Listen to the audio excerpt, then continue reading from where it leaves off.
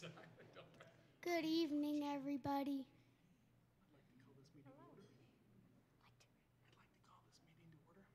I'd like to call this meeting to order. I'd like to call this meeting to order. All right, perfect. Do you want to take care of the rest of the agenda and I could go home? Or No. No. Too cute. Why don't we go ahead and do roll call, and we want to acknowledge that Miss Upchurch will not be with us this evening, and she will be excused. Miss Wood? Mr. Clausen. Here? Here. Here. Here.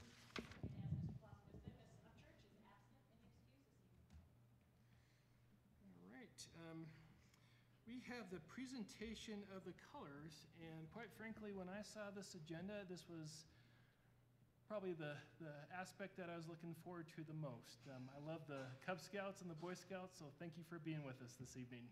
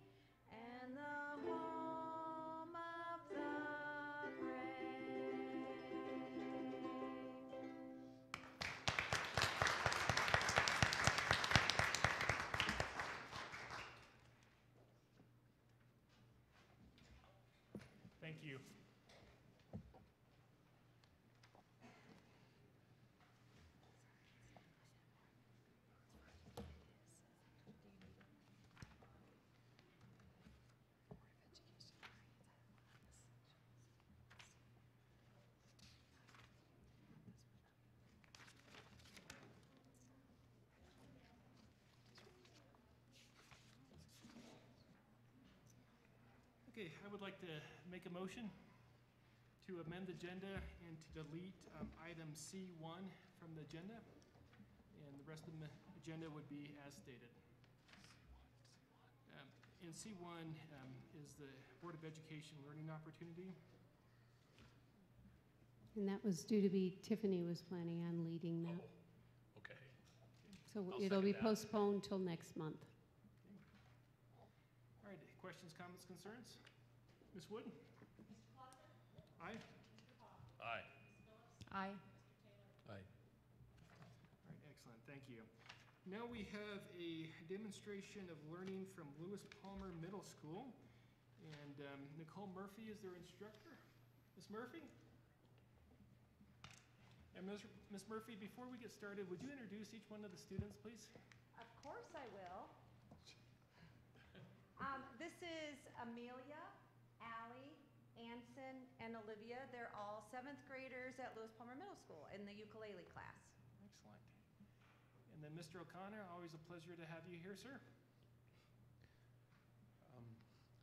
So I'll just give you a quick history about the ukulele class that we have for the first time at Lewis Palmer Middle School.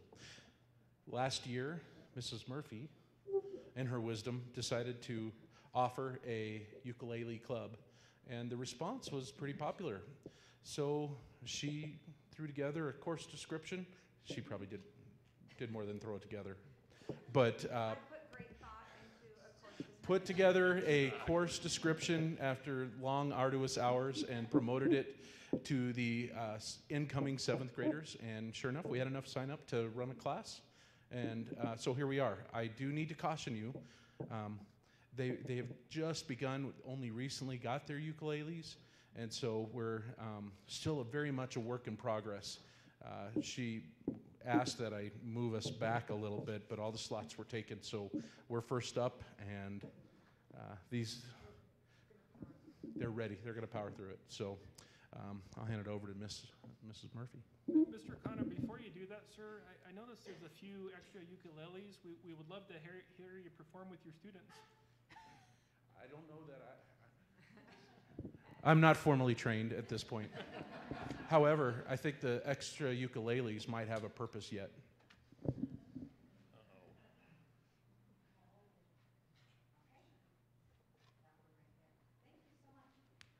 Thank you so much for having us. We're really excited to be here. The class is actually probably about 25 students, and it's a really busy night for Lewis Palmer Middle School as far as athletic events and other things going on. So these 4 were gracious enough to come along and help me out. Mr. O'Connor is correct in saying I started a club last year, and it was a lot of fun. For myself, the club runs every Tuesday night, and you know, I would get to Tuesday after school and be like, oh, it's the end of the school day, and then here would come in these kids with their ukuleles, and I would think, why did I think to do this every Tuesday night? But we would start playing, and immediately it just brought me so much joy and de-stressed my day. And one of the 8th grade boys that was involved last year said that he woke up Tuesday morning and was like, oh, school. And then he thought, wait, it's Tuesday, it's ukulele club today. So we shared in that joy together. Ukulele is a great hobby, first of all. And somebody asked me a couple of years ago, what is the legacy that you want to leave with your teaching here at Lewis Palmer Middle School? I really can't think in terms of specifically Lewis Palmer Middle School, what I want to leave behind, but what I want to leave with my students is something that they will do for the rest of their lives. We know that hobbies bring about better work performance as adults, and not just students. They reduce stress. You don't live to work, you live, you do your work so you can go do your hobbies. Improved physical health and improved mood. Especially for our students today, I've been teaching for a little over 20 years, I hate to admit, but in that over 20 years, I've seen an incredible increased anxiety and stress in students as young as middle school. And so what better thing to do than to teach them something as happy sounding as the ukulele. Plus, the benefits of music are incredible as well. Again, reduced stress, teamwork. You have to listen to each other to play together. And boy, what a great skill, working skill that is, to listen to others. Multi-sensory learning. You are seeing the notes, you are hearing the music, and you are physically producing the music as well. Self-expression, creativity.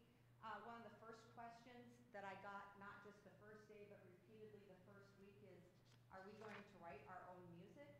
And yes, we will get there. We wrote lyrics to a song just for fun, but we are definitely going to write our own music as well. And it works both sides of our brains, left brain and right brain. But back to the uke. I love the uke because it's small, it's easy to handle. My son plays, and I have pictures of him hiking mountains with his ukulele in his backpack. He's traveled with it on the airplane. We've taken our ukuleles in the car on long trips. They just go anywhere. You can play any style of music, folk songs, rock songs, jazz, blues, just absolutely anything. It's a great starting point for other stringed instruments. Even the guitar, although the uke only has 4 strings and the guitar has 6, a lot of the fingerings are super similar, so it's a great jumping point. They're inexpensive. A lot of these ukuleles are right around $35, so that's a great Christmas present for others, just thinking about that, birthday presents. And again, the sound is so relaxing. I don't know if you recognize this guy, but he plays the ukulele, and if he has time to play the ukulele, everybody has time to play the ukulele. So, we worked out how to play the ukulele in 10 easy steps. Step 1, get a ukulele. Go ahead.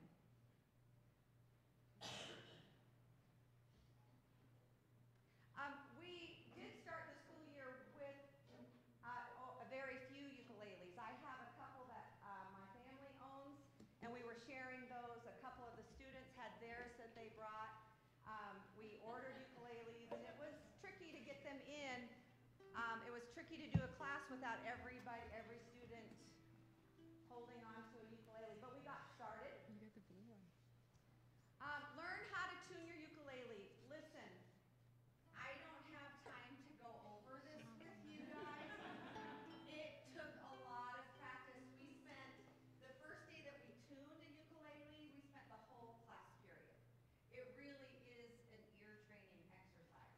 I did tune your ukuleles before we played the national anthem. Learn how to properly hold your ukulele. Okay, everybody.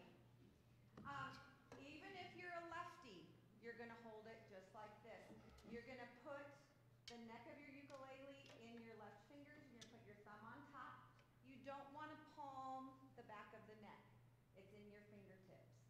Your ukulele is your best friend, so you hold it nice and tight and close up under your arm across your chest because we love it. Okay? Not down here like a rock star bass player. They're actually holding their basses and guitars incorrectly anyway, so we want to do it up here. Learn how to play the first chord, C. You're going to use the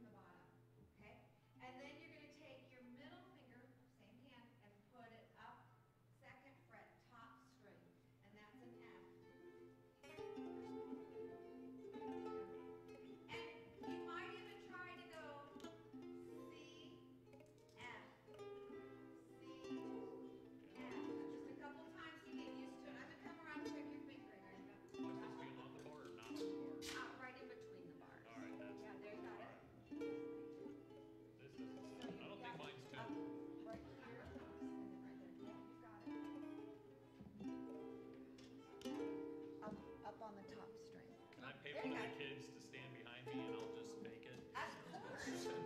Guys, do you wanna, one of you grab, Mr. Yeah, there you go. And in between the, Marlon, in between these, yeah, there you got it.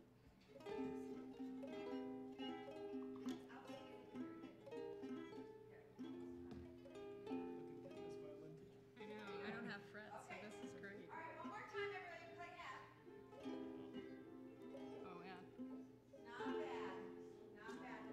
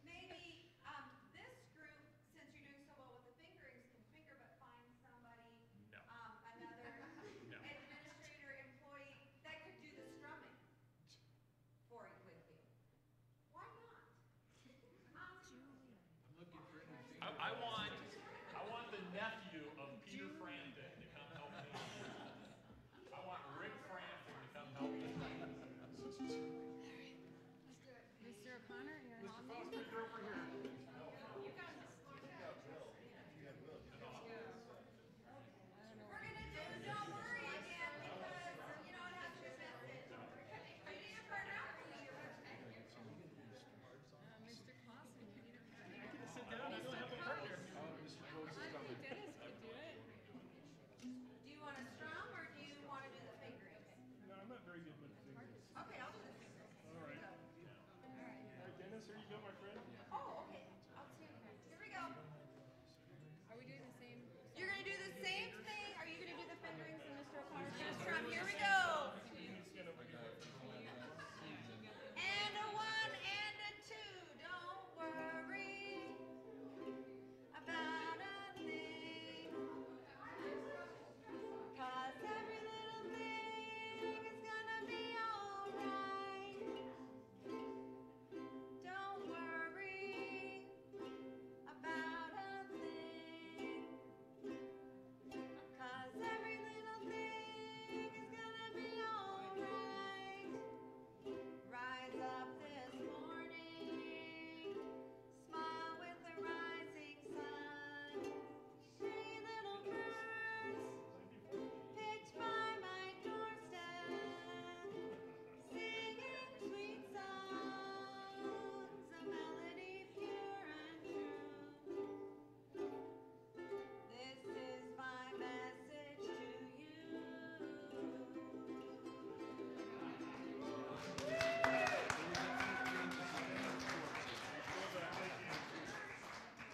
As true rock stars, we're supposed to smash the guitars at the end of the performance, right? An artist would never do such a thing.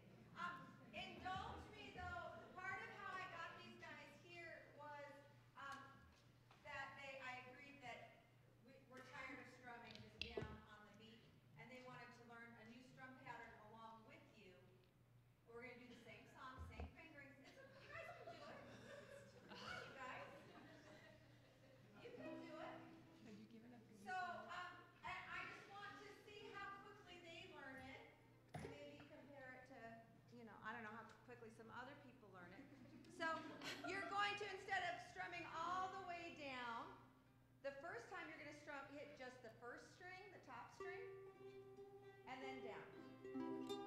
So it's top, down, top, down, top, down, top, down, top, down, top, down, top, down.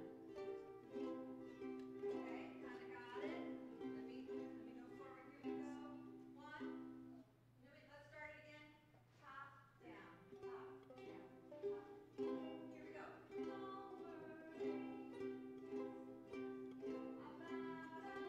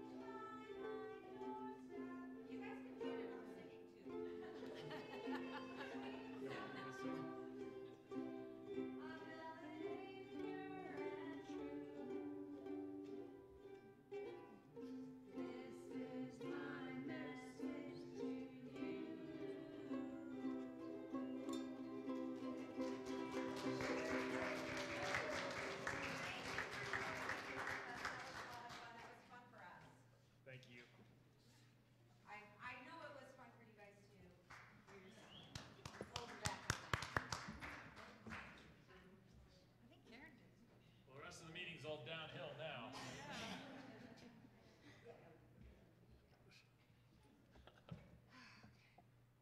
Thank you again. That was wonderful.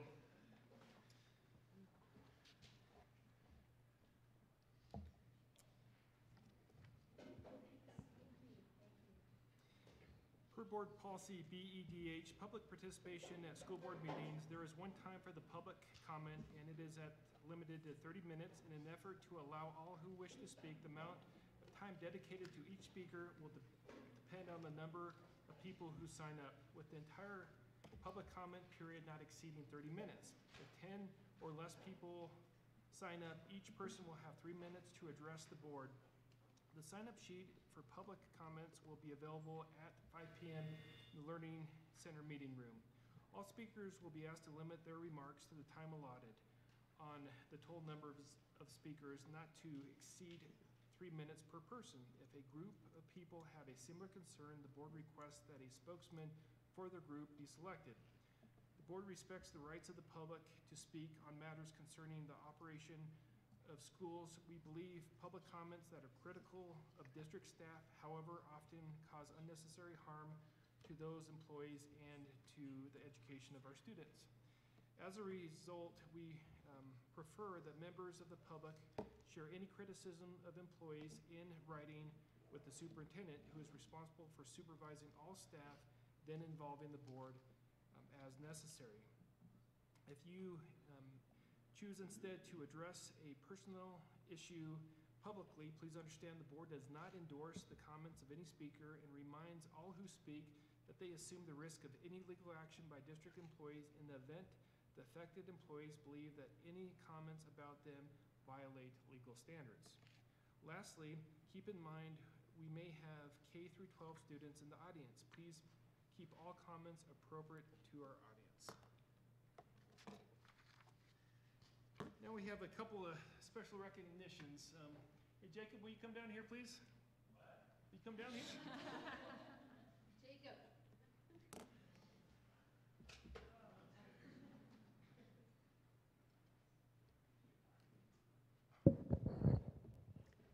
So, Jacob has been our sound setup extraordinaire guy for like 4 years or something? 4 years. Yeah, 4 years.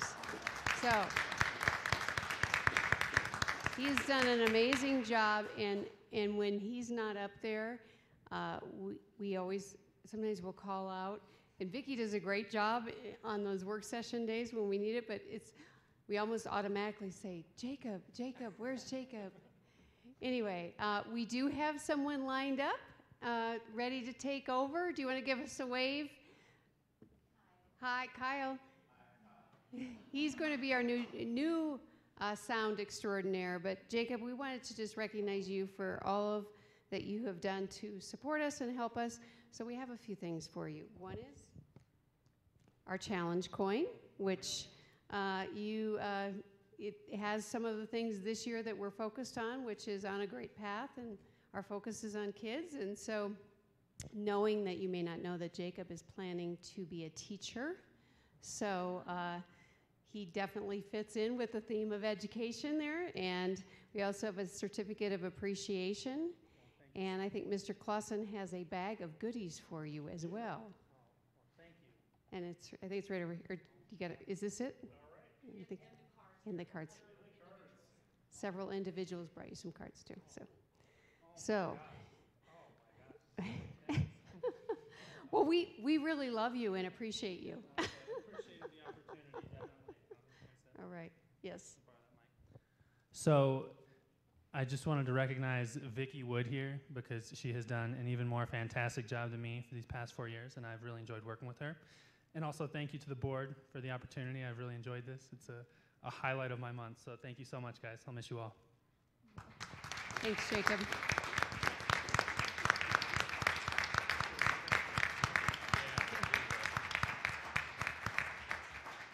Right, next up, and I think Kim has a presentation. We wanted to recognize Kim Adams.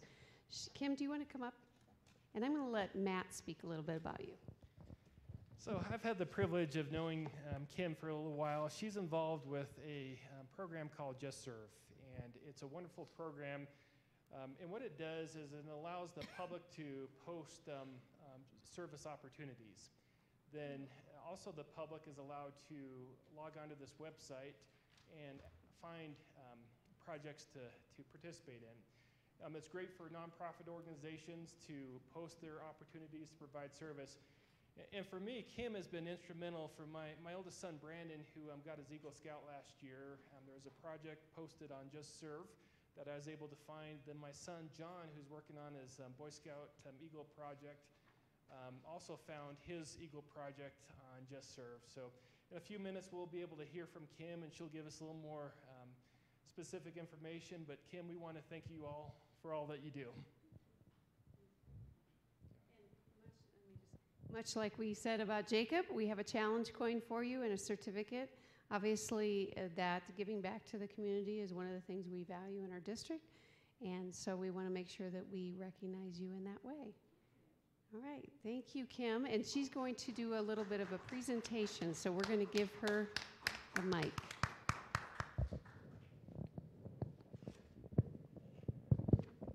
Yes, you can come up now, as soon as I can get the mic fixed, so it doesn't fly.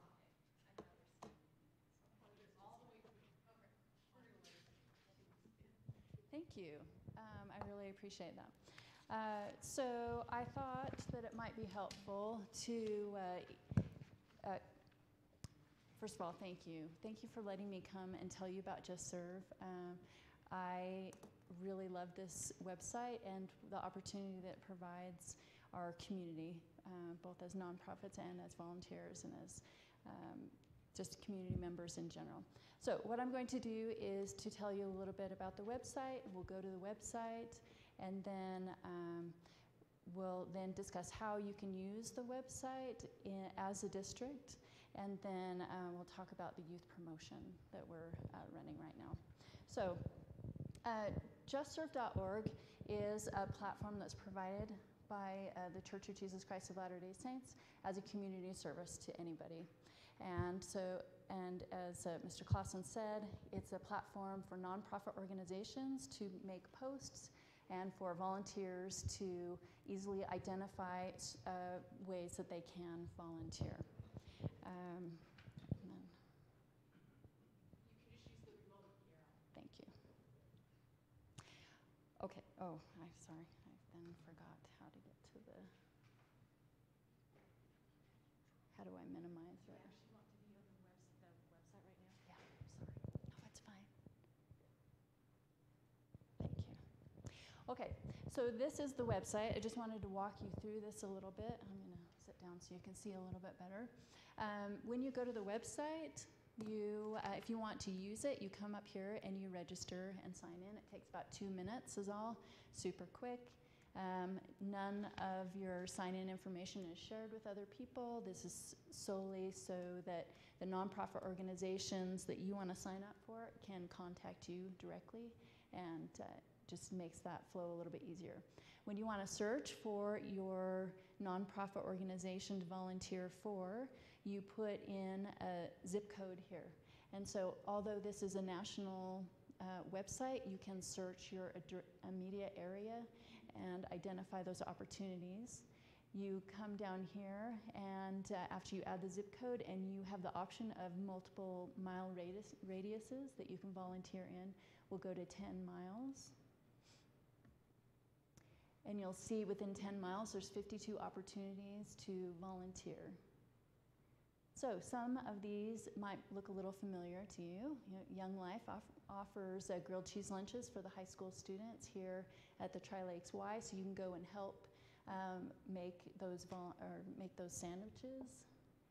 You can volunteer in multiple ways with Tri-Lakes Cares, and you can volunteer at Act 2, which is a boutique thrift store right here in town.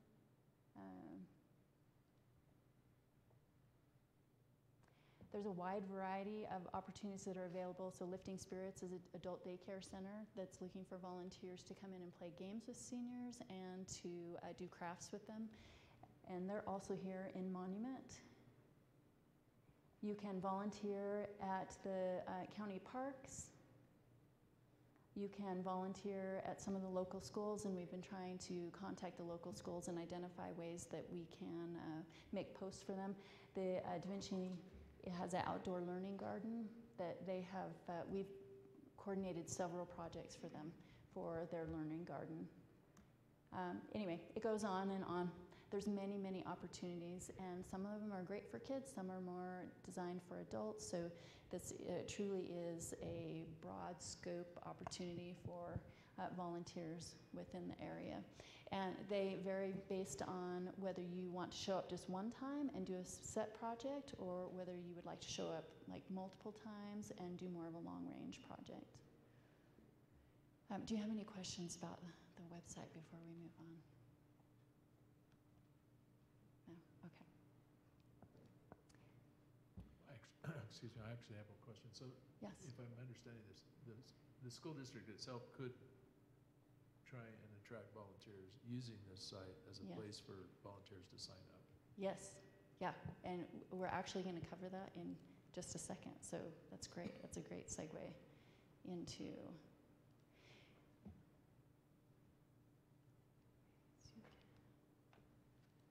Oh, no, wrong one. Sorry, I'm not used to this computer. Oh, no, it's old and weird. Oh, thank you. That's fine. Okay, so I wanted to cover how you can directly use the website, because there's a few ways that you can use it. I'm sure you'll come up with other ways as well, but I've thought through a few of these. So you can obviously easily identify projects that are already existing. So you don't have to rethink all the things that you might be able to do in your community. There are a lot of opportunities that are already posted, and those opportunities come with a contact person, a phone number, a very set project that's already existing, so you can identify whether that is good for your group or not. If for some reason that specific project doesn't work for your group, then you can contact them directly and say, I would love to do something for you, and they live and die off of volunteerism. So if they can make that work for you, they're going to do it. So this could work for school projects. This could work for classroom projects. Some of the classrooms are requiring that students are doing service. Several of the clubs are requiring students to do service, and also this is great information for families as well as individuals. So this particular picture is of a toiletry drive that youth did for Atessa, which is a shelter for domestic violence victims. The one on the left is the outdoor Da Vinci Garden. So that project was served as 2 Eagle Scout projects plus a youth promotion that we ran this summer, and a couple more projects. So we got a lot of work done for that school, and their learning garden is looking really nice.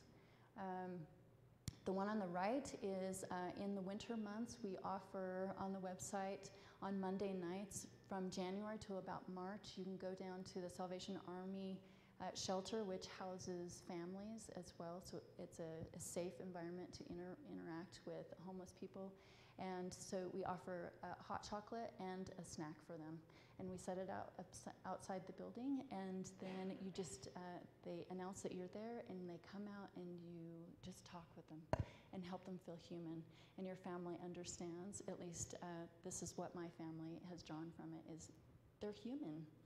They've had some bad luck, and they've made maybe some bad choices, but recognizing all around that it's human. They're human, and they need kindness. And then this is a picture of a gentleman donating blood. So the blood drives are, they could not be easier. All you do is contact them, get permission to a place to drive their bus up to, and they give you all the promotional information for it to run the program. And then you decide the date and time, the bus pulls up into the parking lot, and people go in and donate blood and then come back out. It's super, super easy. Okay, so how can you, another ways that you can use it as a resource. So like I said, Da Vinci Elementary School has listed it as a volunteer opportunity on the website to work in their outdoor learning garden. Other ways that you might be able to use it is just general landscaping stuff on the outside. We all know that the dollars don't stretch as far as they need to. So in the summer months, you could post an opportunity to help with painting or other things inside the buildings. The nice thing about the posts is that you can specify exactly what you want. So if you want people to have a security check before they volunteer, you can list that on there. If you want a school opportunity listed on the website, so you want to specify that it's Lewis Palmer students who are participating in this event, you can specify that. So you can tailor make it to exactly what you want. And again, you can use it as a sign up. So we can post that volunteer opportunity, and people can register for that event. It makes it all super easy. And the best information is it's free. There's no charge for any of it. Do you have any questions so far? I have a quick question. Yes. Do people post themselves, or does it all go through you?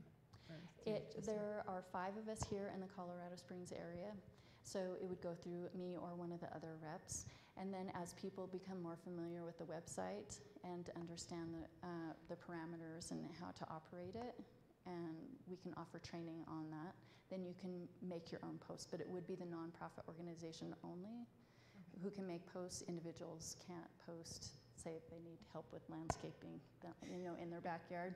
That would not be an appropriate post for the website. Okay. So before I talk about the youth promotion, I just wanted to cover why youth. Why are we promoting this, especially with youth, even though it's designed for many different community members? So there are some benefits that we have. Some studies that have been run on youth doing service, and this is the study that I put in front of you. So they did a longitudinal study of 4 years of teenagers who were doing service, and they were able to establish a statistically significant difference between teens who were doing service with people they knew and with strangers. And it was statistically different in all 5 of these areas. So they experienced increased hope, self-esteem, gratitude, decrease in aggressive behavior.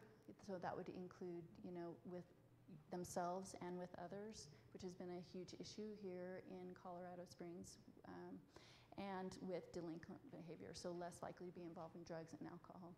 So that was just a statistical difference between them serving people that they did know and didn't know. So you can imagine the statistical difference between what kids not doing any service and those who are doing service.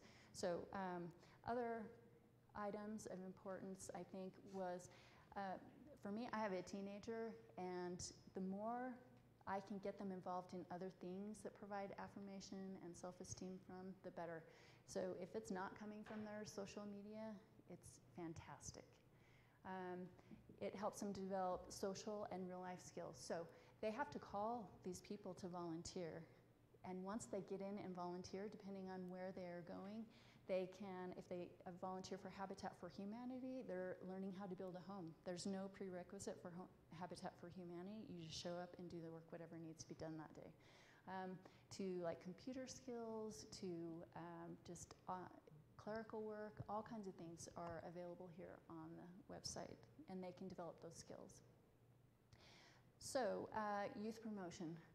This summer we ran an activity with youth and just offered it up. We had a great response from the youth in the area, and so we had about 80 kids show up for the volunteer opportunity. So we had, again, we worked in the Da Vinci Learning Garden and then pulled weeds at the Santa Fe Trail. I have done presentations at the National Honor Societies in Northern Colorado Springs.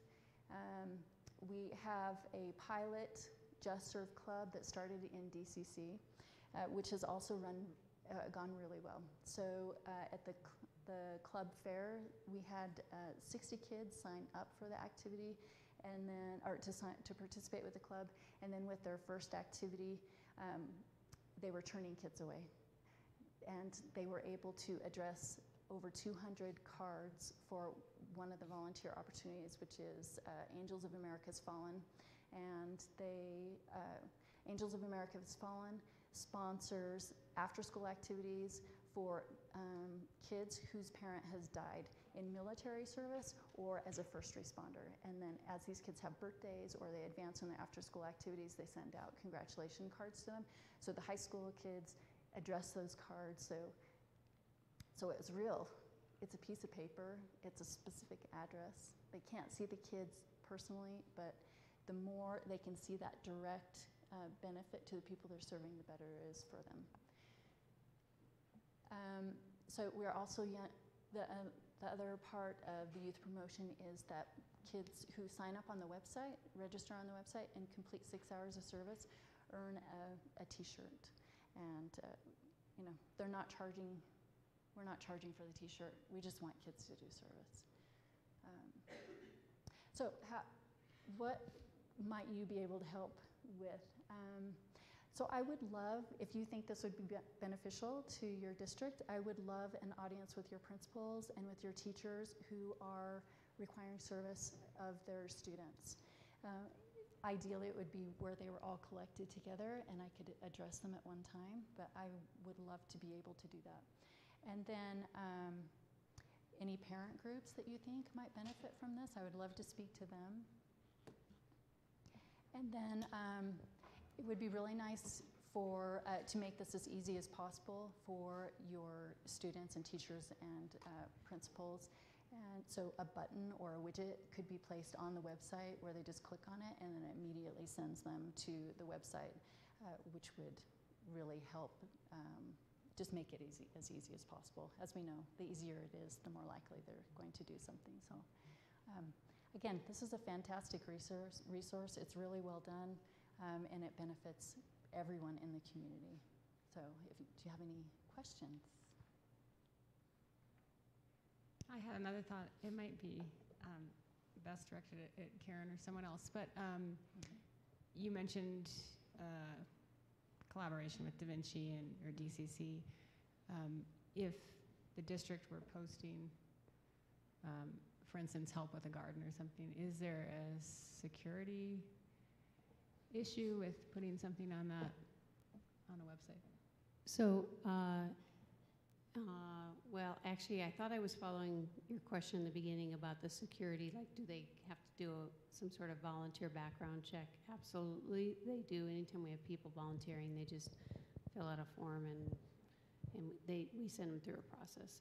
But maybe explain the security on the website. Well, I was thinking of whether people are working outside of the school or if there were in-school opportunities, not necessarily even within the school day, but in the school building, at different levels of security that might be necessary for those situations, and how you would control for that when you post something on the website.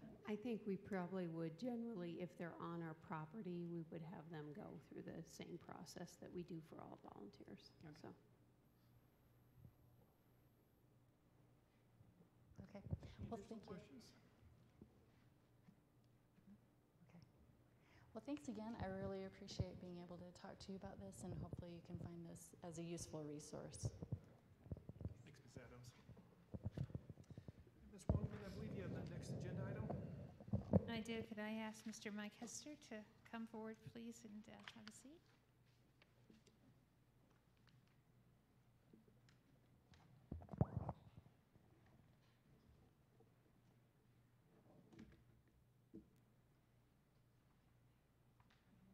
So this is Mr. Mike Hester. He is the Senior Project Manager with GH Phipps.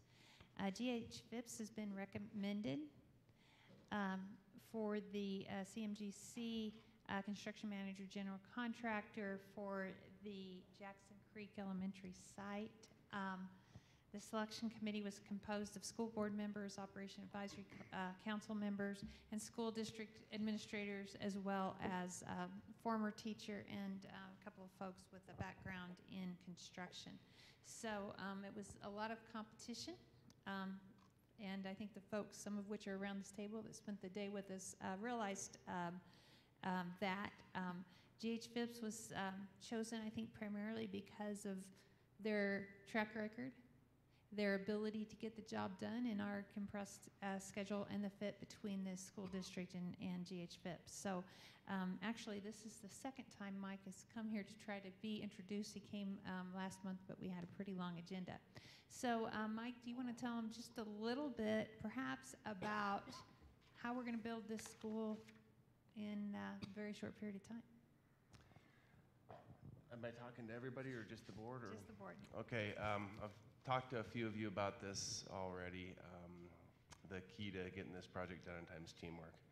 It's starting right now. We've had pre-construction's been going on now ever since we were awarded the project. A lot of meetings, establishing what needs to be done so that this project starts on time. If it starts on time, it's going to finish on time. We've made some plans for some weather. We understand where we live. Lived in this area for almost 20 years, so I understand we can get winter. And it starts right here. Whatever we do, the decisions we're making right now are going to make for a successful project. I can answer any questions if you guys have them on it. I'm sure we'll have a bunch. What would be the start date if the bond were to It pass? would be, I believe it's December 5th or December 3rd. It's almost immediate. It's within a month after the bond. Now, that's when we put shovels in the ground. We're already getting contractors on board right now to team up with us to get submittals and stuff in place prior to the bond passing. FIPS has got a team of people working on this right now to make sure we get it in budget and work through the logistics of material procurement and everything else. So we're already started working on it, but we'll mobilize and get moving December 3rd. Great, thank you. The actual contract that we will use with the GMs or the CMGC was a part of the RFQ process. So we're just putting the finishing touches on that, and we should have that back to you at the next board meeting for approval. Thank you very much. I have one question. That is, could you just You had address your for a time now. moment, the safety of the kids? Because we're building a new school that's right next to an existing school. Could you just talk briefly to the first thing safety? we've done is trying to separate. So we'll put fences up to separate the construction from the school. I have a lot of experience on occupied campuses, whether it's higher education or K through 12. We did Discovery Canyon, where we opened up the middle school, opened up the elementary, built the middle school, then opened that up, and then finished the high school. So we're very familiar with this. I've worked on UCCS, where we built the event center right next to the pedestrian spine. So every single student and faculty member pretty much went through our job site to walk through campus. First thing we're going to do again is separate. So we're gonna have our construction entrance away from where you guys are coming into school every day to keep away from pick up and drop off in school buses. We will also sit down and establish what times of day are the busiest times of day. We have boards and computer programs for deliveries of material and stuff, so that that's not coming in at the same time buses or drop-offs going on. To plan around the playground that's going there. Obviously, there's times where we'll be doing some overhead work that it will not be safe, and we'll just shut it down. But those times are really going to be limited. It's going to be in the middle of winter, so I'm not sure that it's going to be it's going to impact you too much. But it's separation and communication, so that everybody on that campus knows exactly what we're doing when we're doing it.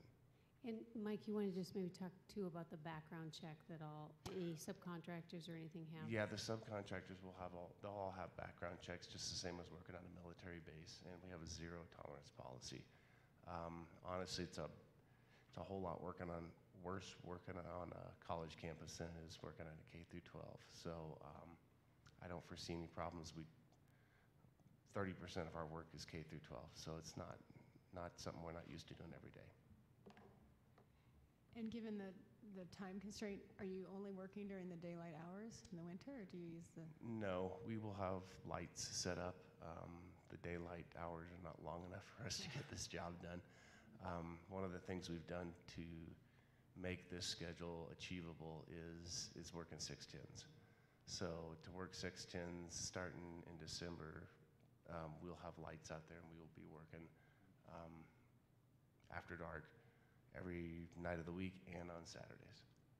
So if you do the math and you figure a 40-hour work week moved into a 60-hour work week, we've taken a 12-month schedule now and made it 8 months.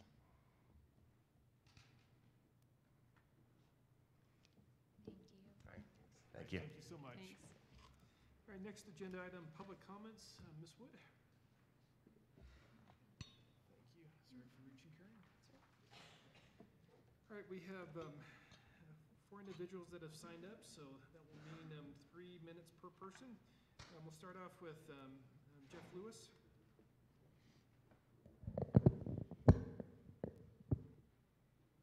Mr. Lewis, would you just hold on for a second until Ms. Wood puts the microphone in the slot? Go ahead, Mr. Lewis. Thank you. Yeah.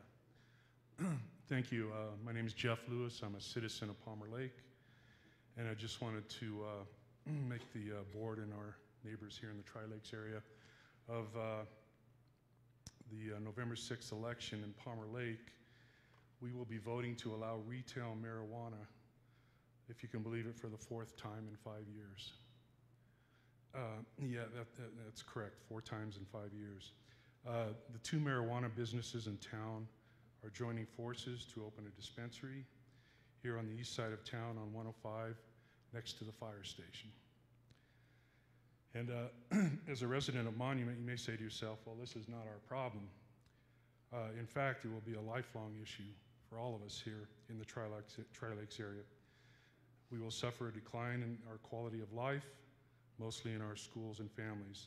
And once retail marijuana is established here, there will be no turning back for us. The proposed new marijuana store will be the only one between South Denver and Manitou, and will be a magnet not only for our citizens here in the Tri-Lakes region, but people traveling on I-25. The growing pains we are experiencing here are now showing up in our schools. There was an article in the Gazette 3 years ago. It says it's official, pot is a crisis in schools. That was 3 years ago. Which direction do we think it's gone? It's not gotten better. So marijuana in schools has already surpassed alcohol as a major problem. A few months ago, Susan Payne was here from Safe to Tell, put on a presentation, went into a great presentation, and I printed off the data for August here today. Drugs is the 3rd biggest problem, with 81 occurrences in the month of August this year, compared to alcohol with 17. So long ago surpassed alcohol as a major problem in our schools. Here's the point I really want to make to us tonight. The societal cost to our town, families, and schools will dwarf whatever tax revenues come into our cities. For alcohol, every tax dollar collected, there are 10 more are spent to address related criminal conduct, treatment, unemployment, and health care. This comes from Sheila Polk, the Arizona Republic, 2014. Like alcohol, once pot is legalized, the societal cost will far negate any tax monies that the pro-marijuana side says our town will get. Most of Colorado and the country is literally losing their minds over marijuana.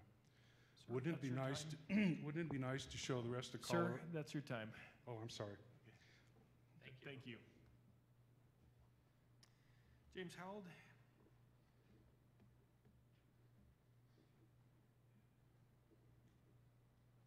Good evening, James Howell. I want to encourage the D38 board to endorse Amendment 73.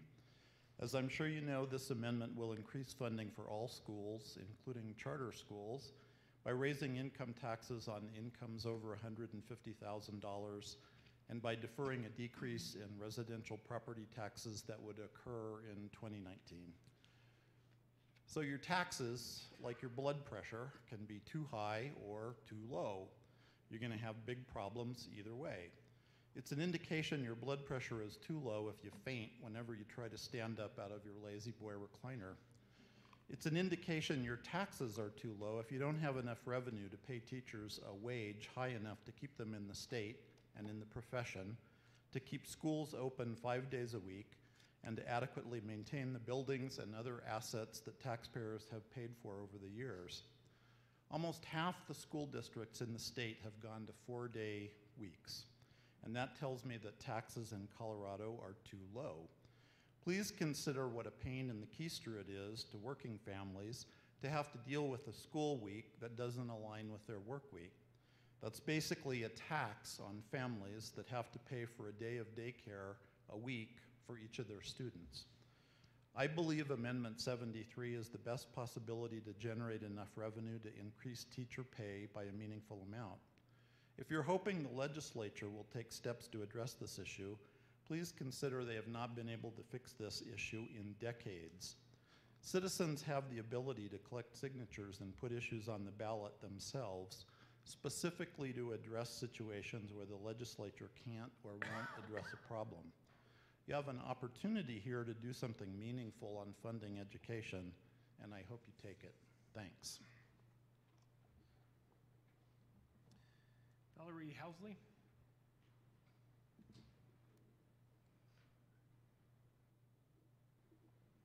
Okay, good evening. My name is Valerie Housley. This is Ashley Edwards. Between the two of us, we have 8 kids in District 38. And we stand before you as concerned moms about the impact that technology, both in school and out, is having on our children. Recently, we learned of the work of a social activist named Colin Karchner. He actually used his Instagram account to simply poke fun of social media by raising awareness of the harmful effects social media can have on our self-esteem and self-worth.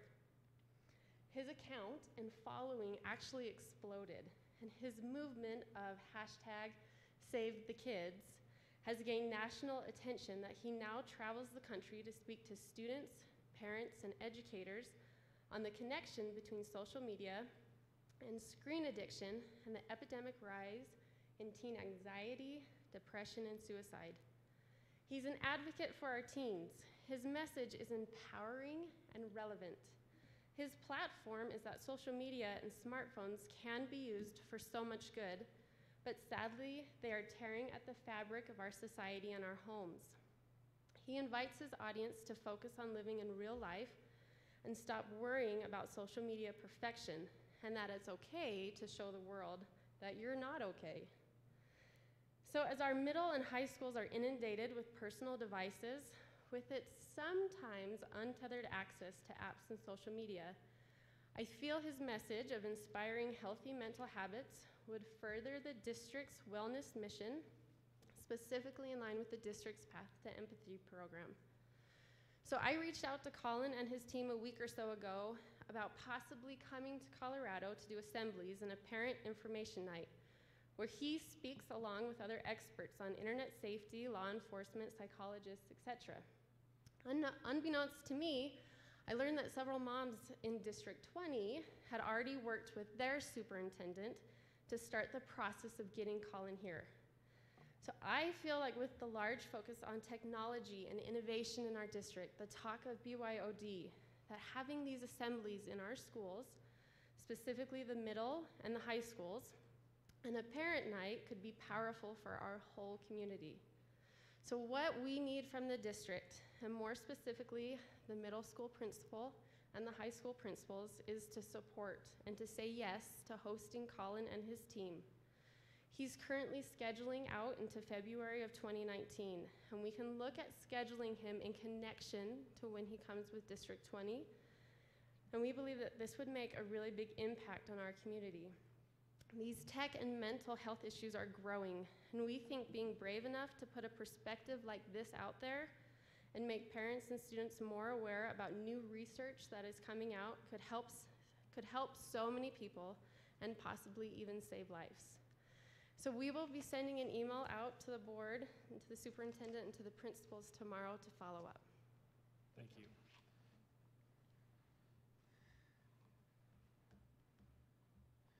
Jenny Sampson.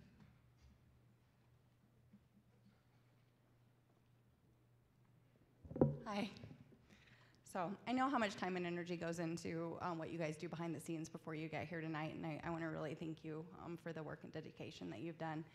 And I know that you've probably learned a lot of things sitting in this position that weren't so apparent before you got to this spot. I'm standing here tonight because I noticed the resolution for Amendment 73 is on your agenda for tonight, and I want to really strongly encourage you to please, please, please pass this resolution and really make a big difference for our schools and for our communities. I've had conversations with community members over and over again, as I'm sure you have as well. And over again, all the time I'm hearing the concern about how underpaid our teachers are in this district and what's that going to do for retention and for recruiting the best teachers from the state to come work in D38. I know that we have administration who really values the service that our educators do for our students, and that prioritizing taking care of teachers and students would be where this funds could really make a big difference. Another reason this funding would really be transformational is because I've spoken with educators from various schools within D38 and in a variety of positions, and they've told me over and over again how the lack of resources available for students with exceptional needs is impacting their day-to-day life. You can walk into any building in our district and find an educator who can tell you about a student who needs additional support from an educational paraprofessional, and we don't have the funds to hire them the way we need to be.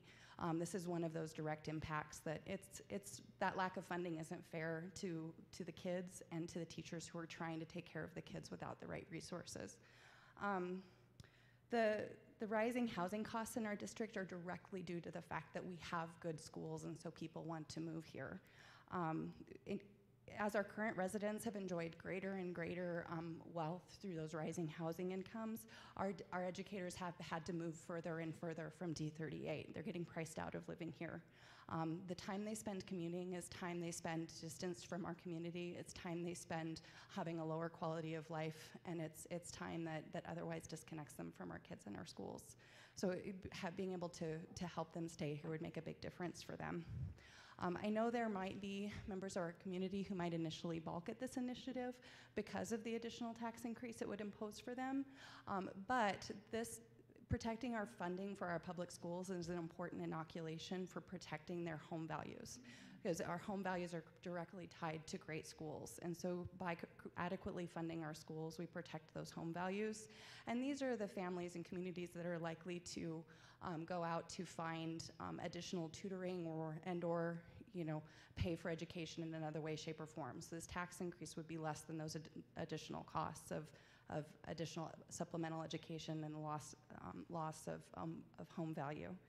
And then also, as you all know, we passed the ballot. I'm sorry, ma'am. Okay. That's your time. Shoot. Okay. Please pass it tonight. Thank you. All right, that concludes our public comments. We'll now have board member comments. Mr. Poff, we'll start with you, sir. Well, actually, I'll probably make some statements during our talk about the resolution here in a minute, so I think I'll hold off on board member comments. Okay. Mr. Taylor? I wanted to just point out that we had this forum last Thursday night, and there were a lot of questions, more questions were available than were asked or answered. But I actually just wanted to point out how much I learned from observing my fellow board members and the administration. I want to point out specifically that Mr. Poff, argues his point of view, and he does a good job at it.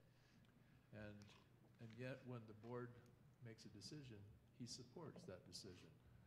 And I want to try and walk that path myself, because I think it's a good example, and I appreciate his example in that regard. Thanks. Thank you, Mr. Taylor. Ms. Phillips? I as well have other things to add later in the agenda, but I did want to acknowledge that I have increased my global look at the district by visiting or being in attendance at a number of meetings, and I was especially impressed with the business. You'll have to help me with the acronym. Advisory Council. Business Advisory Council last week, to see the collaboration that goes on between the district and the local businesses, and then also the level of parental involvement as well as community engagement in the district has been really quite uplifting to see the last month. So, thank you, Ms. Phillips. I want to thank the Boy Scouts and Cub Scouts for being here this evening. It's always a pleasure to start off on a very positive note.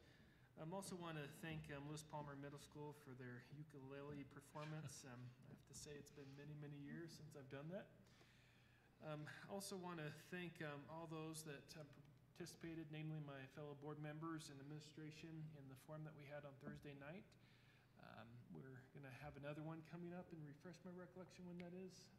It's the 11th of October. 11th of October. So part of voting for anything is to become informed, and would encourage all to come out and participate in that. And I wanted to once again thank Kathy for being on board, and Vicki for continuing to stick with us for at least a couple weeks more before she transitions solely over to Ms. Broft. And also want to thank Cheryl and Karen. They spend a lot of time and with everything that's leading up to this election. They put significant amounts of time and a lot of their energies towards that. So thank you, ladies. Ms. Broft? I really just have an update of some activities and events that have happened throughout the district. You may not be aware that we have had much like the ladies that just left talked about, we had an opportunity to train every single one of our certified staff in digital footprint training, where we learned about some of the impact of social media, as well as the impact of just the digital world that our kids participate in these days, and some of the risks associated with that. That was put on by Jay Martin, who is a deputy in Douglas County who worked with the Douglas County Sheriff's Office to develop a curriculum called the Digital Futures Initiative. And the focus is on helping our kids understand their impact in the digital world, as well as the risks, and encouraging us to connect person to person rather than just using our devices to connect with people. He actually showed a really entertaining video that you can find on YouTube, where this woman follows people around in New York City and uses the phrases from Facebook or LinkedIn, and it shows how awkward it really is what we accept in the social media world, that if someone did it in person, you would think it was very, very uncomfortable, strange, and a little alarming. So he just tried to do that in kind of a way to help us understand that some of the world that we're experiencing in the social media world is not a natural way for humans to interact, and we should really be questioning that. So along with that, we also had the gentleman who runs the Human Trafficking Task Force for the Colorado Springs Police. He actually is the unit commander of that particular unit.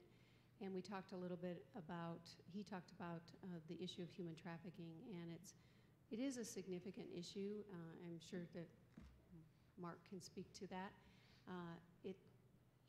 Some of the statistics about what is happening in Colorado Springs compared to other cities in Colorado, it's kind of alarming to find out how prevalent human trafficking is in our district, in our county as a whole, but all along the I-25 corridor. It really is a problem for our youth, beginning at a very young age. They said the average age of entry is 12 to 13 years old, and the average age of exit is 16. So it's a significant issue. And I know we brought up the issue of, making sure that we're protecting our kids from a lot of different things. So the opportunity to train our staff as to the warning signs and how to help and support kids that may be identified as at risk was a really, although it wasn't necessarily the most uplifting thing to do at the very beginning of the school year, many teachers walked up to me afterwards and said, I had no idea. This is really important, and we need to really be aware of this, so, because we have kids at risk. We also had the first forum, and we'll have another one, as was mentioned. We also have a wellness expo that is happening on October 1st, and we have over 32 community booths and 12 presentations by several community partners, including Safe to Tell, Value Up, YMCA, Path to Empathy, Sources of Strength, etc. Great opportunity to learn about all these issues and initiatives. Unfortunately, it's the same night as a work session, so I will be doing the introduction over there and then zipping over here, so I might be just a little bit late to the work session. Well, maybe we have to have a short work session. Maybe so. Anyway, that's October 1st. Then the Hall of Fame induction is 2 p.m. on October 6th. The Kiwanis Empty Bowls, which is a great opportunity not only to serve soup to everybody, and we always count on board members to to help out with that, but you also can get a really cool book at the end of the night for helping. We also have another ballot information forum, which we talked about. Just one quick update on online learning. We currently have 50 students accessing our online high school as a part of full-time status, and 5 students in the middle school accessing part-time. So we are definitely growing that online program thanks to the work of Dr. Benton as well as the 2 high schools and middle school. They've been very involved in making sure that that gets off the ground and stays impactful, I guess is the best way to describe it, and that we have attention to a quality program. There's a lot of online programs throughout the district, or excuse me, throughout the state, and that vary in terms of quality, and we're proud to say that we have a high quality program that's staffed by some top-notch teachers. So that's it. Cheryl.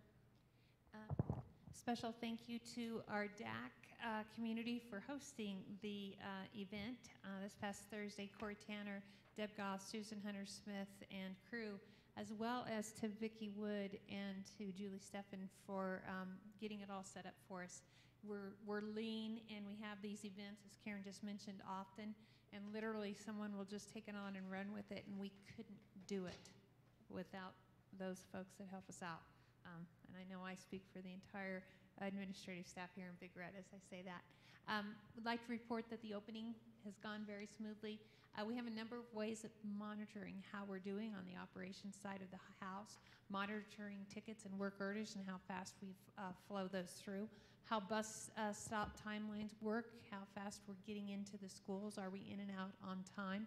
In actuality, folks may not know it, that the buses are synchronized. What order they go in, when they go out, when they go to each stop, and then when they get back to the next school. That's all very highly timed so that we don't keep kids waiting at bus stops. So I'm happy to say, despite a huge uptick in number of students receiving bus services, and especially the number of exceptional education students receiving bus services, things have gone fairly well. Our summer project list is now basically complete, so now we're turning the corner and get ready for winter and starting with next year's capital projects list. So I just wanted to share that with you, and again say thank you, Vicki Wood and crew, for helping us succeed in last Thursday night. And thank you, Cheryl. Okay, next agenda item is consider approve resolution regarding Amendment 73.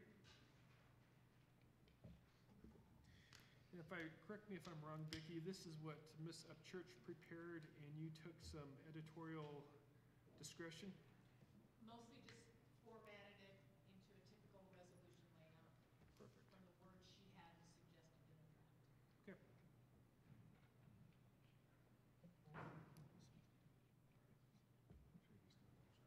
Well, I have to tell you, I'm a little confused.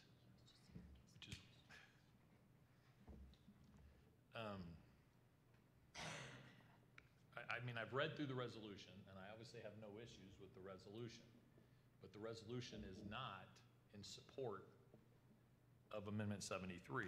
It basically says, as a school board, that this is what we agree to if the resolution, or if the bill, the amendment passes. But there's a thing here that says that the board may be asked to consider a resolution supporting amendment. So I know I can address personally how I feel about Amendment 73, but I'm trying to get it, what is it that we want to do? I mean, I'm more than happy to read the resolution if you want me to. I may have miscommunicated in the wording I chose to Okay. highlight the narrative for this topic in board docs. I mean, as one board member, it's hard for me, and I've been on the board for a little while now, to tell people how to vote or ask people to vote a certain. Now, it's real easy for 4A, 4B. I got that one down. Everybody needs to vote yes. I got it. And I have to just say, just a comment, I'm shocked that Palmer Lake is voting again on recreational marijuana. I mean, that to me is absurd, because it's going to cause huge impacts to Monument as opposed to Palmer Lake, which isn't really fair to Monument, but that's a whole separate subject, and I'll be more than happy to to comment how much I think that'll be a mistake.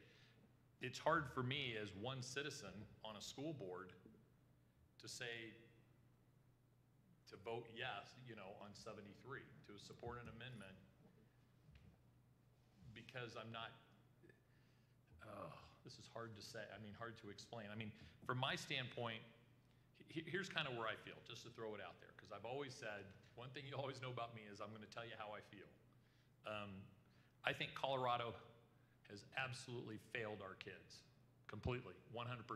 And that was one of the comments that was made earlier is, you know, the legislation has had 10, 20 years to fix this, and they can't. They can't fix it. And so it takes kind of a bold move to finally get something, you know, to get things going. And I have to tell you, what I see behind it, that this isn't a conservative or liberal or whatever. To me, it has nothing to do with that. If you have X amount of money and you need more money to do more for the community, the kids, or whatever of Colorado, there's only one way to get more money, and that's increasing taxes. The question is how do you do it? And, you know, from reading through this ballot initiative, I think they've actually done a pretty good job of dealing with a lot of this stuff. But for me personally, I think, you know, they went a little too far with the increasing the corporate tax. But here's another side of that coin. Is there ever going to be a bill, a law, an amendment that we're going to 100% say that's perfect? That's exactly what I wanted. I don't think that's ever going to happen. So, I mean, for me personally, it will impact me. If it passes, I will have to pay more taxes, and I'll, without hesitation, pay more taxes because I think it's for a good cause. So for me personally, I don't really have an issue with Amendment 73. I think I have some issues with, you know, portions that I think they went too far, but I think the state needs to be shook up. It's failed our kids for years, and this will shake things up.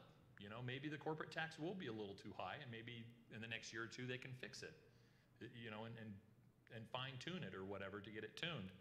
But the key point that has to just change is the Gallagher. I mean, that part needs to be fixed, and everybody agrees to that. You know, that our property tax is constantly going down. There's a price to be paid for paying less in taxes, which is our schools are going to suffer. So for me personally, I would encourage people to vote the way they want to on Amendment 73. I know how, I mean, I'm kind of, you know, out there, but I don't know as a school board that I really feel comfortable saying that we endorse 73, but I'm more than happy to pass this resolution saying how we'll spend it if it does. I mean, Mr. Taylor?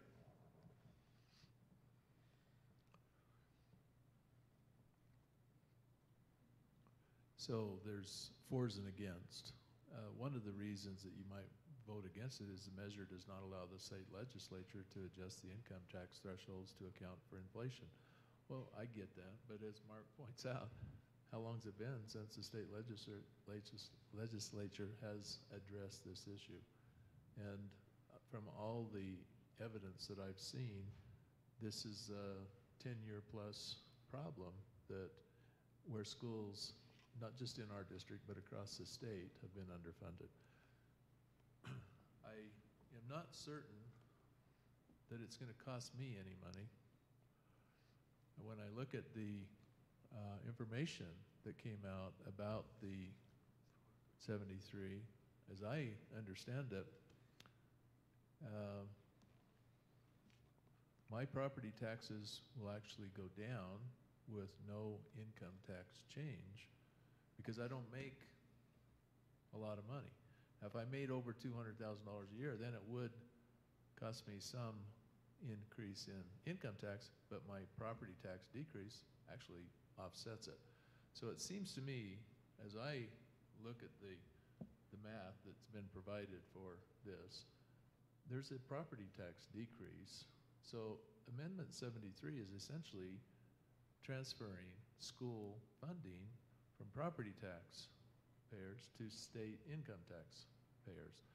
Now, we already have the per pupil, so it's not like that's a big change, but in reality, this is an additional shift where income taxes are being more relied upon to support school funding. Now, having said that,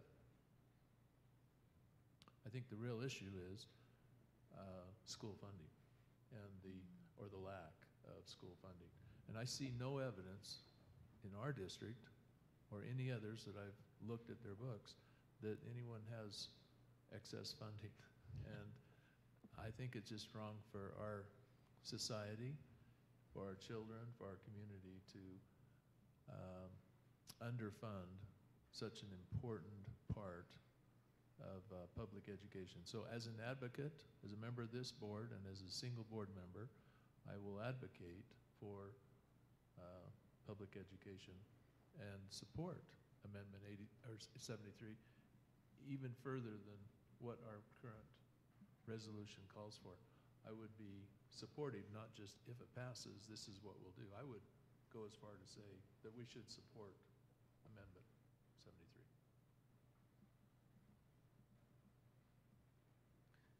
Ms. Phillips?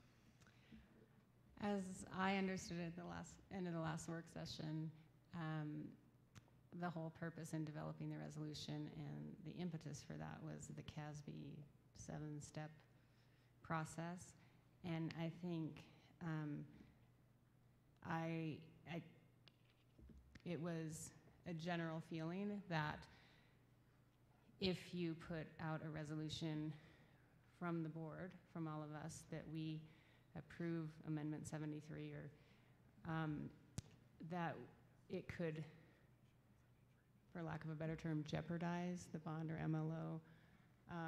And I think given that we are behind the 8 ball on a needs-based bond for the new school and for capacity reasons, correct me if I'm wrong, I thought it was the inclination to not put a resolution of support out there so that we could put all of our marbles in one spot for the bond and MLO.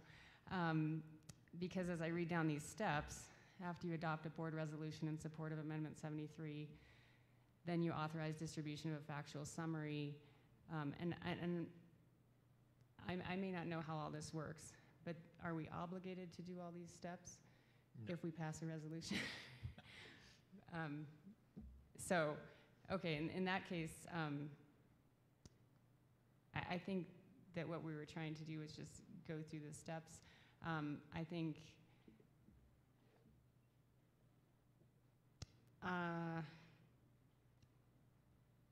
as one person, as one board member, I would be in support of Amendment 73. I don't have any real reservations for not approving a resolution in support. So I don't know if it would be a matter of, if we agreed, tweaking this a little bit to say, given that we as a board are in approval of Amendment 73, these are the steps we would do. And so I would be okay with that. I'm not sure exactly how that language would turn out. And then the only other suggestion I had, or something that popped out at me earlier today, was providing regionally competitive salaries for all staff.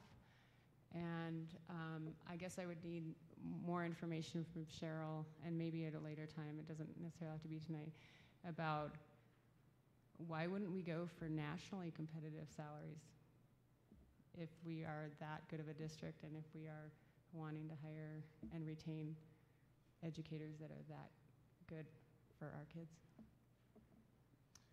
Thank you. You know, as I've shared with teachers on a few occasions, I think one of the most noble positions is that of a teacher. And I think each one of us in this room could think of numerous experiences where teachers have shaped our lives. And I concur with the comments that have been made tonight, that teachers are probably not compensated to the degree that they should. And I think with the economy, the way that it is very challenging to keep and attract competent teachers. And correct me if I'm wrong, Ms. Broff, but we've already, on our district website, we've posted the information on Amendment 73 so the public could educate themselves. Is that correct? Yes, although there was one recommended version of this from CASB that said that you authorize those to be posted. When I talked to CASB, they said you don't actually have to authorize it based on how the Fair Campaign Practices is written. Anyone in the district serving on the district's behalf can make that decision if the materials are created in a factual format that recognize both sides, which these are, and if it's a issue of official concern that will be brought forward on the ballot. So although you can add that to it, it's not required. We can still post it without that. So based on Ms. Brosrack statements, it's my understanding that we've already kind of followed some of the direction of CASB as far as providing resources for the public to educate themselves, much like we want them to be educated about 4A and 4B. So I guess the question is, are we ready to move forward with this resolution as a board? And if not, do we want to readdress it to the next board meeting and take another stab at it? And with that being said, I'll make a motion to approve the resolution regarding Amendment 73 as presented. One of my reservations is that Tiffany's not here. Okay. So I would just be in favor of doing it next time. All right. I will withdraw my motion, Ms. I'm not sure that you needed to do that, but I mean, Tiffany basically put this together. So what is your reservation about her not being here? Given that Ms. Wood said she might have, and maybe I misunderstood, that she might have misunderstood some of the language. I just want to make sure it was okay with Tiffany. I may have miscommunicated via the blurb in board docs. Oh, I'm sorry, I misunderstood. I thought you were speaking to the resolution itself. Okay. Then I'd be fine, because I'm assuming that Tiffany's. I just wanted to kind of clear that up. Yeah, thank you. And I'm thinking, Matt, so the squirrel doesn't move as fast as it used to. So you got to give me a little extra time. I'm trying to, because this is our time as a board to talk. So we have to sometimes very quickly figure out where the other board members are coming from to see if there is a compromise. You know me, I'm all about compromising to try to get the entire board's support. I obviously would second that motion. I'm good with this resolution. I'm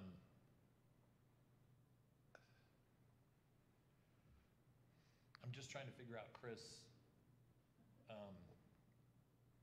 because I get a sense that you would like to do, and I actually have the verbiage if we wanted to support it.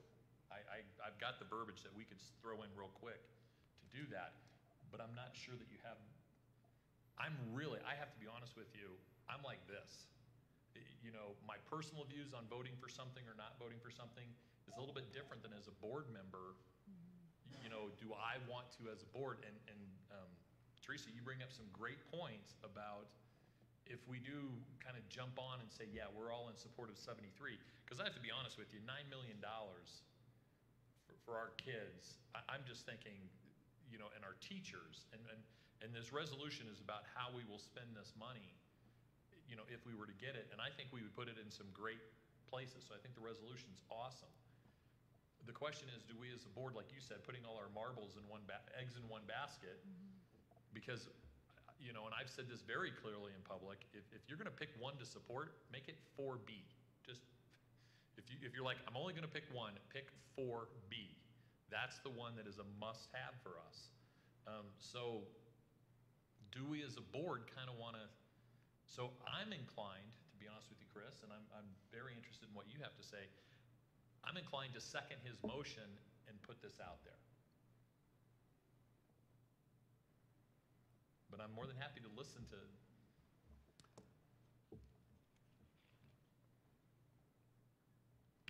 I can tell you right now how I will vote. Well, and I think I've been kind of clear how I will vote. 4B will be a yes. But when I think of the MLO and the work we did on the MLO, 73 somewhat contradicts that purpose perhaps, because the MLO sunsets in 7 years. This doesn't. And the reason I like the MLO 4A is because it gives our community a chance to say security is important Right. So I like that. So I don't have any regrets about having 4A out there. But honestly, Amendment 73 is better for our school district. It's definitely better for the school district, but I think you will find that that it kind of goes a little too far from the corporate tax standpoint. And that's the one that kind of impacts me, because I don't want to impact Colorado business, because they're the ones who make the, and I think they went just a little too far. If it had been a little lower rates, I think I could have been, on board, without a doubt. So I'll be honest with you, I could probably go either way, but I will be more than happy to second your motion. Okay, well, let me make the motion again. All right. To approve the resolution regarding Amendment 73 funding as presented. I'll second it. Okay, questions, comments, concerns? Well, do you want me to read it? So, and if Chris may have some more comments to, but here's the amendment. I don't know how I became the team reader here or whatever. Oh, here we go. I could read it if you'd like me to. No, I just love doing this stuff. All right, Lewis Palmer School District 38 Board of Education resolution regarding Amendment 73 funding. Whereas Amendment 73 expands educational funding statewide and ensures that decisions about how to use those new funds are made at the local level by locally elected school boards in collaboration with their communities, and whereas should 55% of Colorado voters approve Amendment 73, the Lewis Palmer School District 38 will receive an additional $9.4 million in annual per pupil revenue.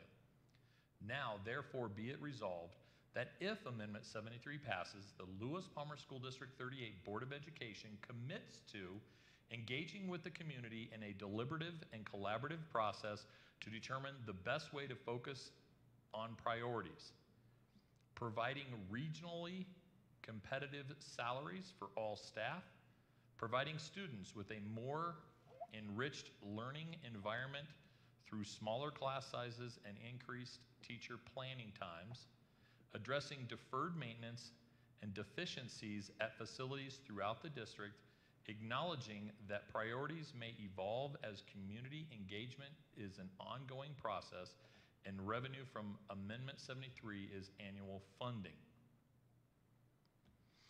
Thank you, Mr. Poff. Questions, comments, concerns?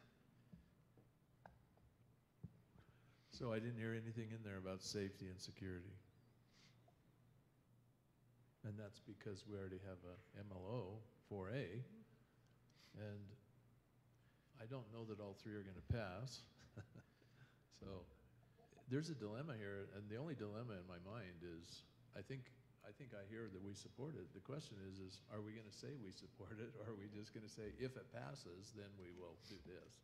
That's the only fine-tuning I have a question about.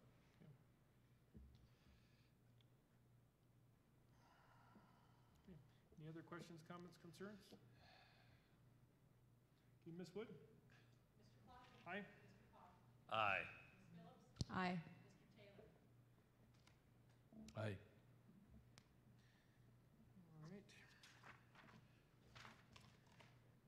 Next agenda item, state assessment data. Dr. Benton?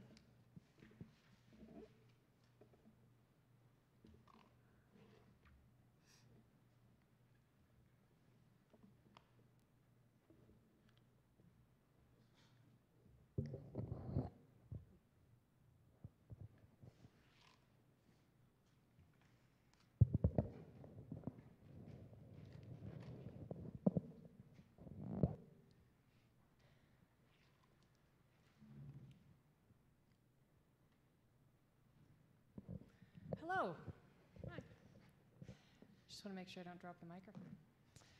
So I wanted to review basically what would normally be in the assessment dashboard, but instead do it a little bit earlier in the meeting, hopefully, as well as go over all of our state assessment results. Since this is actually what our accountability and accreditation is now based on in the state of Colorado. So Dr. McGarrico, a long time ago when I would do these dashboards, asked for an explanation because there are a lot of acronyms and a lot of dates. And he said, can you just explain it in simple terms? So my hope is that you have read the description so that I'm not going to obviously read it to you, but just to let you know that growth data for the state assessment is in grades 4 through 8 for CMAS, ELA, or English Language Arts and Math. And then we now have growth data for freshmen from 8th to 9th grade from CMAS to PSAT 9. So all 9th graders now take PSAT 9, which is actually a PSAT 8-9, but it's calibrated for 9th grade students. All 10th graders take PSAT 10, and all 11th graders take the SAT. The PSAT is exactly the same, it's just calibrated for the different grade levels in terms of performance and expectation. So the growth data, we call these the Bronco sheets, which you see here. Obviously we call them the Bronco sheets for a reason. That's our lovely that's assessment humor. Anyway, thank you for laughing. What you want to see is anything that's gray or blue. Anything orange is cause for us to take pause. Student growth should be at the 50th percentile or higher. And the 50th basically means it's 1 year's growth in 1 year's time. What's great about this report is we now have 3 years of data to be able to look at. So you can look at 4th to 5th to 6th and see a cohort of students travel along the continuum. Or you can look from 4th grade over time. So growth from 2016, 2017, 2018. So obvious areas that we are focused on would be 7th grade growth in both English Language Arts and Math. But highlights would be 6th grade growth in English Language Arts and Math. The other piece of this report doesn't just show you, obviously, all students, which is how we're measured in both elementary and middle school, but also it breaks down all of our subgroups. You have to have an N of 20 in order for the data to be reported. So you can see we do not have enough student data in the migrant category for us to be able to report that data. Do you have any questions about the growth data that's presented?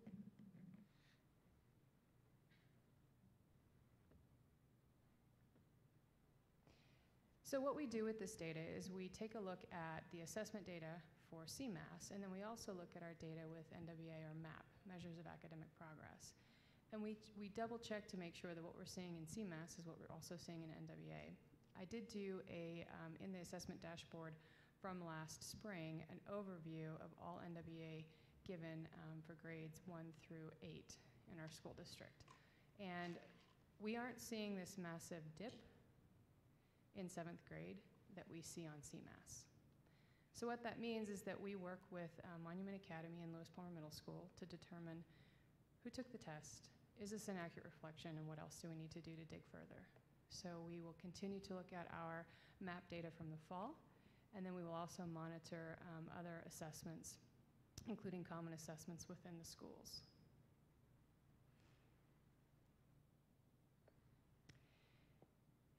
This gives you an idea of how each school does individually. All of this data in aggregate under the all students is actually reported on the school performance framework. But what you get to see here is how each grade level compares over time. I'd like to highlight that Bear Creek has had some phenomenal growth, literally in both assessment and students. Thank you, another little small piece of assessment humor. Anyway, they do have some phenomenal growth to celebrate in ELA. Again, we also have that for math, and you can see the growth for math. The growth for math is not as high as we would like to see, and so just to give you an example of what we're doing to support the schools is that we are working with Palmer Lake Elementary School teachers to dig into their fall MAP data, Measure of Academic Progress, and to basically dig layers into that data to find out the exact skills that students need to strengthen.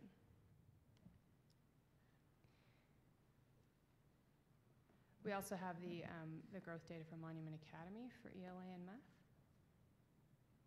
We are held accountable to Monument Academy's data as their authorizer. And we also have Lewis Palmer Middle School's growth data. Again, working with Lewis Palmer Middle School and Monument Academy to help analyze their data. Then we have the PSAT and SAT data. SAT has a greater significance now more than ever, since it is now one of the assessments that the state school board has approved to meet graduation expectations. And if you didn't know, all sophomores currently sitting in, and anyone younger than that, is now held to a minimum graduation expectation in English and math. And SAT, which is provided to all students across the state, is one of those ways. They equate the English score to the evidence-based reading and writing score. So again, the Bronco sheets on growth, and so you can see 9th to 10th, 10th to 11th.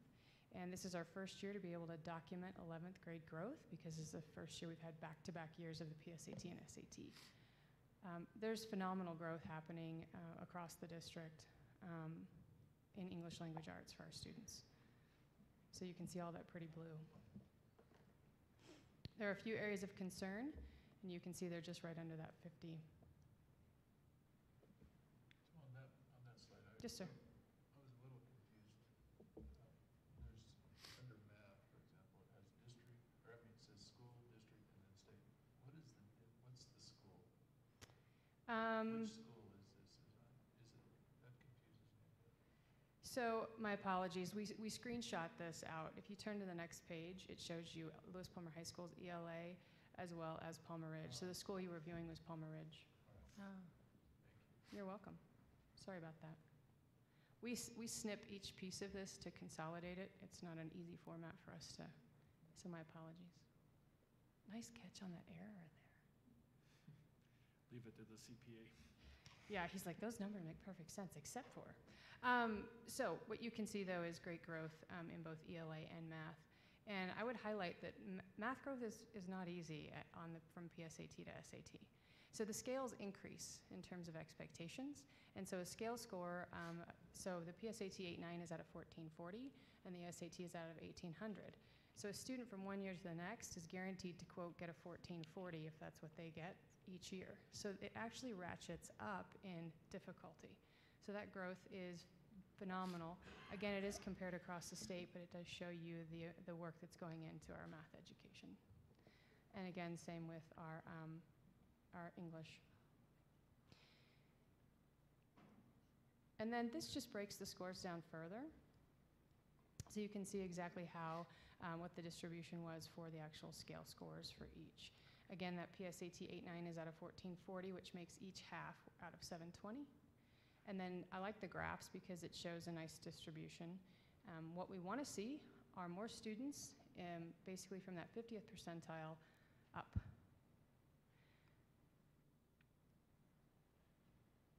And then we also have 10th grade. And you can see that we want to see those scale scores going up. The comparison group, you can see the state and the total. What's great about the SAT series is that you do have global data to compare to. So not just state assessment data, So but also total global. is national? That's global. Global? Yes, sir. So wherever these tests are? Department of Defense schools, any other schools that give the assessment, yes. And then obviously the SAT.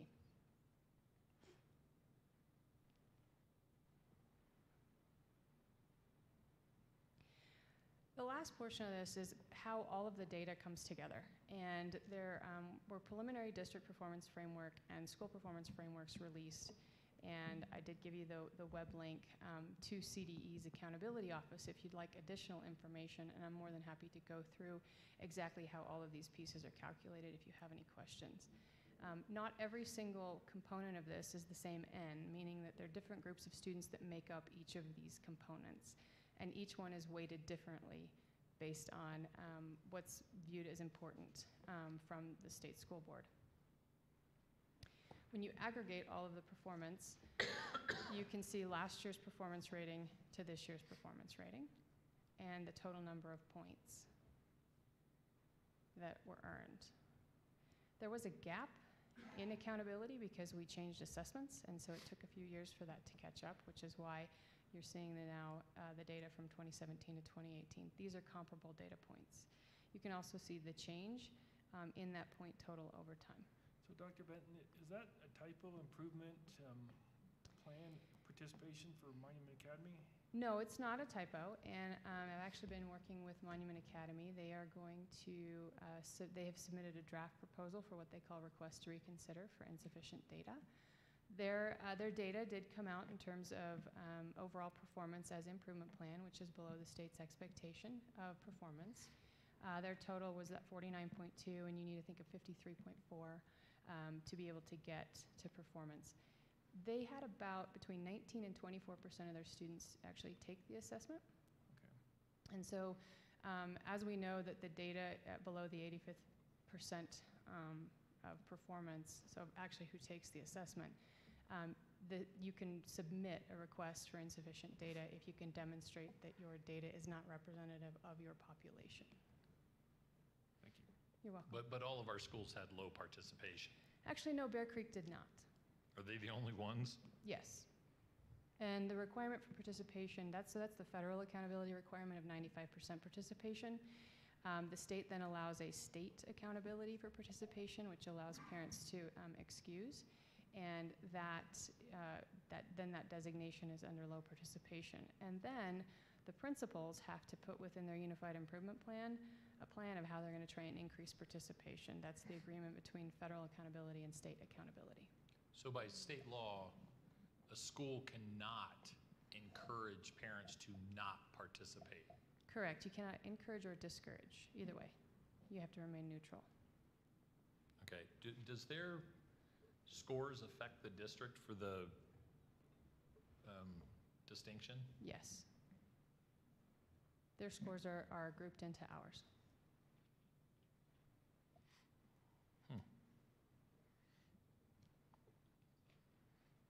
Is it in the contract? I mean, this is kind of unique. In the contract, do we specifically say that they have to have some standard of? No, but we said, I don't know that it's an exact standard, but it does say that if their performance drops below what is considered inconsistent with the rest of the district, that we can begin the process of discussing how to address that.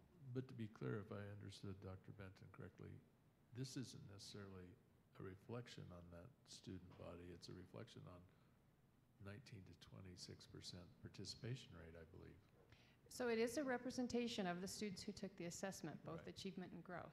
And so I don't want to discount that those students did show up to take the assessment. And they do attend Monument Academy. And yes, they do attend Monument But it was Academy. a small percentage. It was a quarter of their population that took the assessment. But that, regardless of participation, just like the other schools that say low participation, all of that data we are held accountable to. So even if Monument Academy does a request to reconsider for insufficient data, we're still held accountable to those student results. Understood. As a district. So the exception, though, if I heard you right, there is an exception that that school can be excluded? The school, but the data for the students that took the assessment, which is what earned the improvement plan rating, we still are held as a district responsible for. Does that make sense? Correct. Those students are not pulled out of our N. Well, there are ramifications to people's decisions. Yes, and it's been a lot of work for Monument Academy's administrators and leadership to put that data together. So there's ramification regardless. Normally if they fall below some metrics in the contract, we normally send them a letter saying that we recognize that you're not performing on the level of this district and you need to fix it. Yes, we would have to wait though till the request for reconsider process, because this isn't considered final yet. Right, this is the preliminary. So we would have to wait till that period where it is finalized. So if they do get this exception, then, I mean, are their scores just not counted? So the individual student scores are counted for the district. But as a school, their rating just says insufficient data. So their school performance framework looks the exact same, but they're not assigned a rating. Where the rating would appear, it says insufficient state data. They would get basically the same thing as a PK 2 school that doesn't administer any assessments. They would get the same exact rating. That means that there was no data analyzed. Does that still impact the district, though? Yes, because the scores, yes, for us, the scores are still considered valid of the students who were assessed, which then each grade level is then combined. When you look at our combined data, our Bronco sheets, that's combined data for all fourth graders. So it includes all fourth grade students that took the assessment, including the ones in Monument Academy. So, in theory, if they got this waiver, Oh. it would, well, whatever it Wouldn't is, affect just us. insufficient data, it impacts us because they still pulled down our scores, but yet what they show when somebody goes and looks at their school at CDE, it's just going to say insufficient data as opposed to the fact that they're on an improvement plan. In theory, yes. The data will still exist. It's just the rating itself Right. will not. But if somebody goes out to CDE to say, which school do I want to go to, they're going to remove something that could be a concern for parents on choosing that school. If with the insufficient rating, insufficient state data replacing their rating. Correct. You know where I'm going with that. I mean, I do. Like I said, the data will still be present, but the rating will not, if that makes no, sense. it makes total sense. I just think that there's consequences to decisions. And it seems to me that they're trying to get away from the consequence of their decisions. Can I to ask that. something? Can you clarify for me, because earlier in the presentation you said if the N is less than 20, you don't have sufficient data. But if they had 19 to 24% of their population testing, how can you make a request for insufficient data? You still have data. There is data that's reported, and you can see that on their performance framework. But what the insufficient data categorization gives you, it's saying that the students who took the assessment are not representative of the population of students you serve, or the data that is presented is not representative of typical data in other sources. So like NWA And that would be because of the low numbers. Correct. Okay. So So they it's can not submit the considered potentially valid is what they're trying to say, that the data is not a valid representation of their school. So they can use the NWEA. Yes, that's Okay. one of the metrics that's allowed to demonstrate that the populations are not consistent in terms of performance. So, So just to answer your question, because I wanted to make sure I pulled it from the contract, because I believe that they have to fall to priority improvement before they're expected to do anything, and they haven't fallen to that. They've fallen one level, and that's the improvement level. And in the state of Colorado, the improvement level does not carry the same intervention from the state as priority improvement and turnaround do. And in the contract, it says if MA fails to attain a higher accreditation category, after the first year on a school priority improvement plan, the board may deem such failure constitutes a material breach of the contract and grounds for termination or denying further renewal. That's what it states. So it'd be another year. They would have to have a lower designation Than than the current one, correct. But I still think this district has higher standards. But that's the way. But it's That's a what the separate- contract. That's what the says. contract reads. so I had another question. Great. So I see low participation down the column there. Only Bear Creek Elementary was high or medium or They met sufficient. the federal. What, do you know what the rates of participation are at some of the other institutions other than Monument Academy? Yes, they're anywhere from, the middle school has anywhere from 80 to 85% participation on average, and the other schools have anywhere from 88 to 94%, depending on grade level and assessment. So even though they're low, they're still at 80%, pretty much across the board? Yeah, I mean, that's the lowest. That's considered low, though. It is. Anything below the 95 is low. considered low because it doesn't meet the federal requirement So for Monument accountability. Academy's off the chart. They have a in quarter, terms of on being average, low a quarter participation. Quarter. Yeah.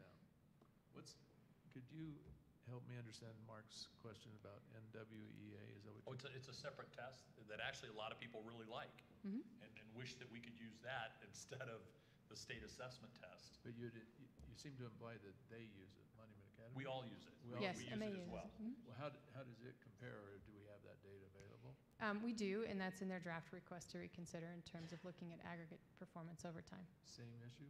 For participation, no. They have a very high participation rate, just as the other schools do with MAP. It's a lot of people like it. You get instant feedback. Fairly. Is that right? If I remember, Yeah. for this we have to wait. So there's a lot of people in the educational system that really like the NWEA.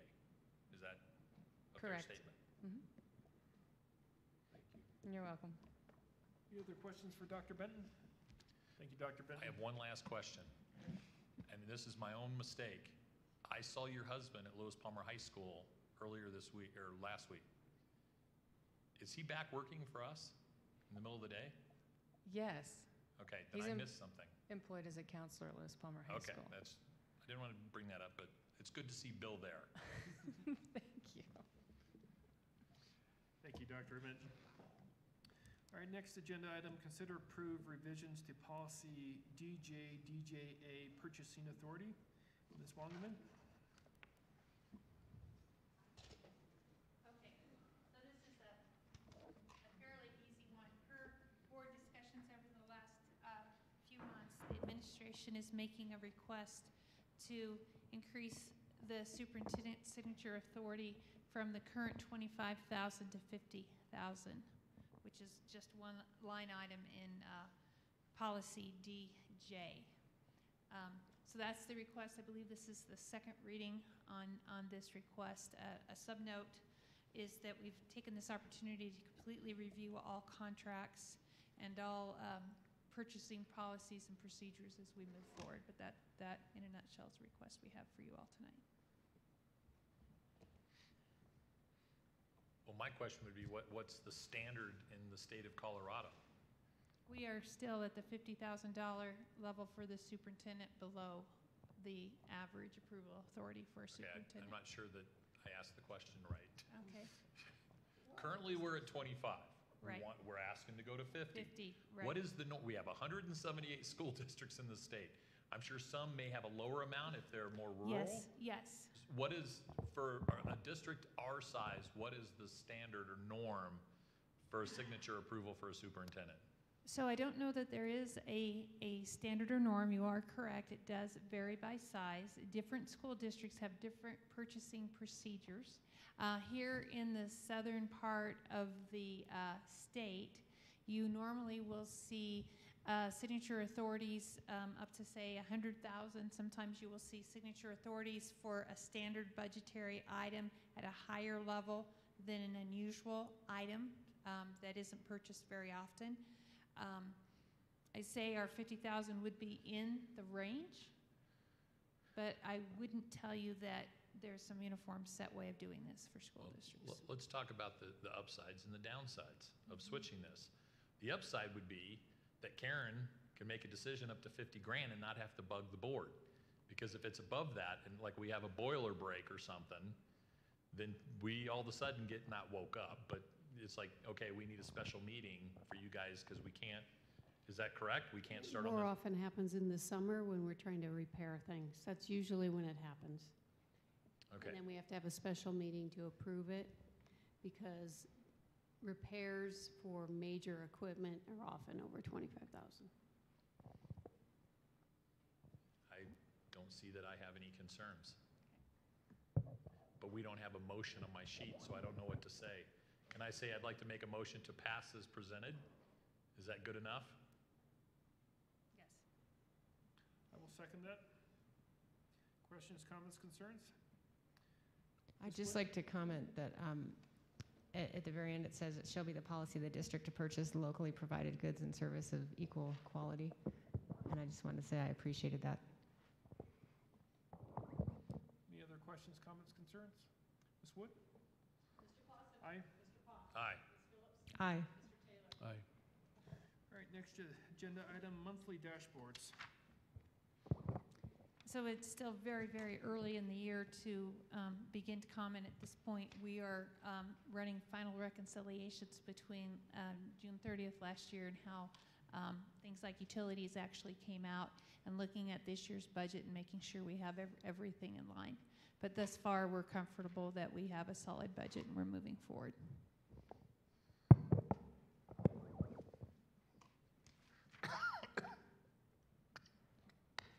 Go through enrollment, staffing. Okay. It's just there for your information. If you have any questions, certainly feel free to ask. The enrollment graph does include information by school, by grade, preschool enrollment, and talks a little bit about the plan to ensure students have adequate learning environments, staffing for additional students, what we've done to make sure that we have additional FTE allocated for students. We have a net increase of 60 students identified with exceptional needs. That's a 10% increase. Something to note, we did see an influx this year of some students with significant needs, and as you know, although we welcome those students, we definitely do, that is a significant cost to the district because we're only funded at about 25% of the cost for special education students, especially severe. For our severe needs, it's even less than that. But that has put a strain on our district in terms of, as Jenny mentioned, in terms of providing paraprofessionals and support for students with some significant needs. Put a financial strain. And there is a table after that that shows what those are in terms of the additional students, and otherwise just there's some summaries, elementary, etc. So if you have any questions, we can certainly review that. I just, going back to the enrollment by school, so the red line is obviously what we budgeted for, and they never come in on the grades that we want. I mean, that's just Murphy's Law whenever you go through this, but I just want to make sure I get this right. A lot of numbers here, so Chris is at home. I'm really not so much.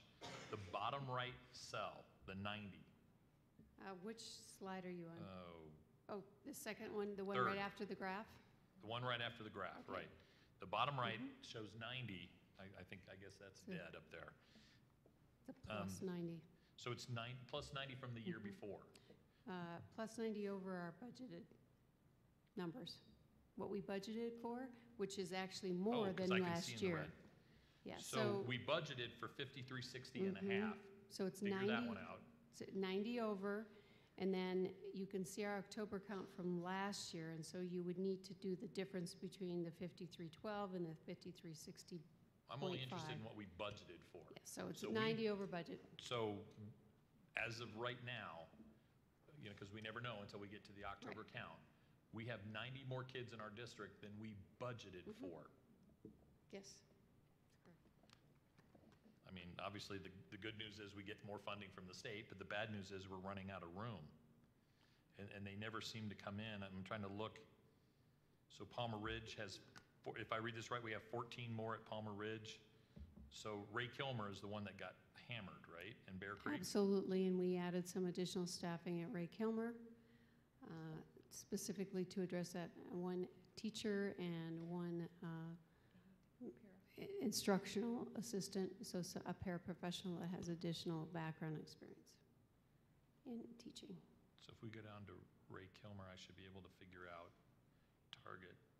We got hammered at kindergarten, is that right? Yes, and we actually added a half-time kindergarten teacher. Okay. Remember, so that's accounted for when you all give me that additional fund for addressing growth over the summer. I'm just trying to figure out, because we never get kids where we expect them. No. And when you see Ray Kilmer and we have 8 more kindergarten kids than we targeted for, we're going to have them most likely all the way through. So, I mean, that... Oh, 3rd and 4th graders, too. And a great example of that, you can see at both Palmer Lake and Lewis Palmer Elementary, they projected for many more kindergartners than they actually got. So there was actually a drop in kindergarten enrollment at those 2 schools. However, Lewis Palmer made up for it with, 13 more 6th graders than they expected. So. But I mean, it goes into this, some people, just say things, well, you should be able to budget for this. Even if we can budget for the right number of kids, there's still a lot more to it than just that. Because we just don't know a family moving in, what age kids they're going to have. And the one thing I would point out is that the Lewis Palmer Middle School has low growth. That's because there's no place available. We couldn't take any, we couldn't take. So that doesn't mean that we couldn't have had more growth. That's right. We're limited. We can't grow. It's impossible. Right. Can you clarify one thing for me? I'm trying to find a spot where it mentions it. There's out of boundary and there's out of district, and there's some. I'm on the last slide now. I think this is Bear Creek. School's capacity remains at 900. Kinder and grades 4, 5, and 6 are closed to all out of boundary enrollment. The rest of the grades are closed to out of district. How do you decide when to close boundary versus It's by district? policy. It actually is in our policy that we adopted last year, so Okay. you're probably not familiar with it, but there is a Yeah. policy where we designated the cutoff point Okay. for each grade level to out of boundary. In other words, they're still our students, but they maybe go to a different school and they want to get transfer versus out of district. You know, it's just, for me personally, it's heartbreaking if any parents come to our district and they want for their children to come to our district. We work hard and our teachers work hard, and we've generated this outstanding reputation of the district you want your kids to go to. And I don't want to turn away any kids. It just breaks my heart. If they want to come to this district, I want them here. But unfortunately, you know, it is what it is. Any other questions, comments, concerns? Yes on 4B. Exactly. Can I just ask about the homeschool enrichment? Am I reading that? It's grown. It's grown a lot, correct? Yeah, it hit an all-new high with now we're over 130 students. We had to add a teacher and an aide for them as well. So And do we have the space? they're doing okay on space. Okay. Yeah. Because you know where they meet, right? Yeah, I do. Okay. Any other questions? All right. The staffing update is pretty straightforward, or can we just go to the next thing? Or? If you have any questions, that's just people we have hired. And so if you look at the new hire board report prepared by Mr. Foster, we have just a comparison of the number of people we hired by year. And it's categorized between teachers, administrators, and classified, but please know that we still have vacancies. So we haven't staffed we're still doing some hiring. So particularly we have one vacancy in teacher vacancy to fill and 11 vacancies to fill in our classified ranks. And then the other thing is kind of an interesting report is how many teachers we hired that had experience, how many teachers we had that are new to teaching. They probably did student teaching, so they had some experience. And then the average years of experience of the people we hired this year is 7.7 years. So up from last year a little bit. Any questions?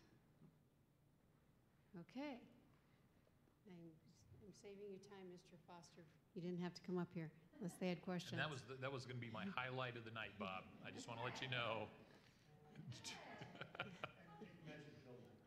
Yeah, there you go.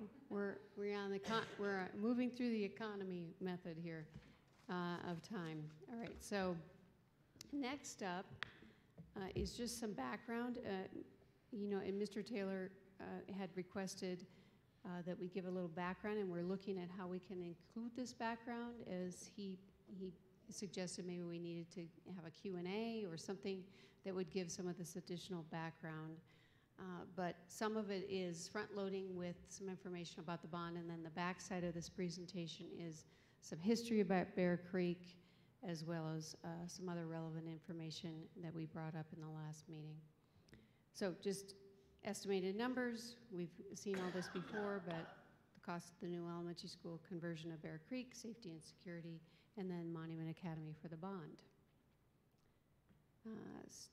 The structure of debt payments. We did take a look at 3 options in the August 6th board meeting, but none of those included the 36.5 because we weren't considering 36.5 at that time. So going back and looking, we did not have one that looked at the 36.5.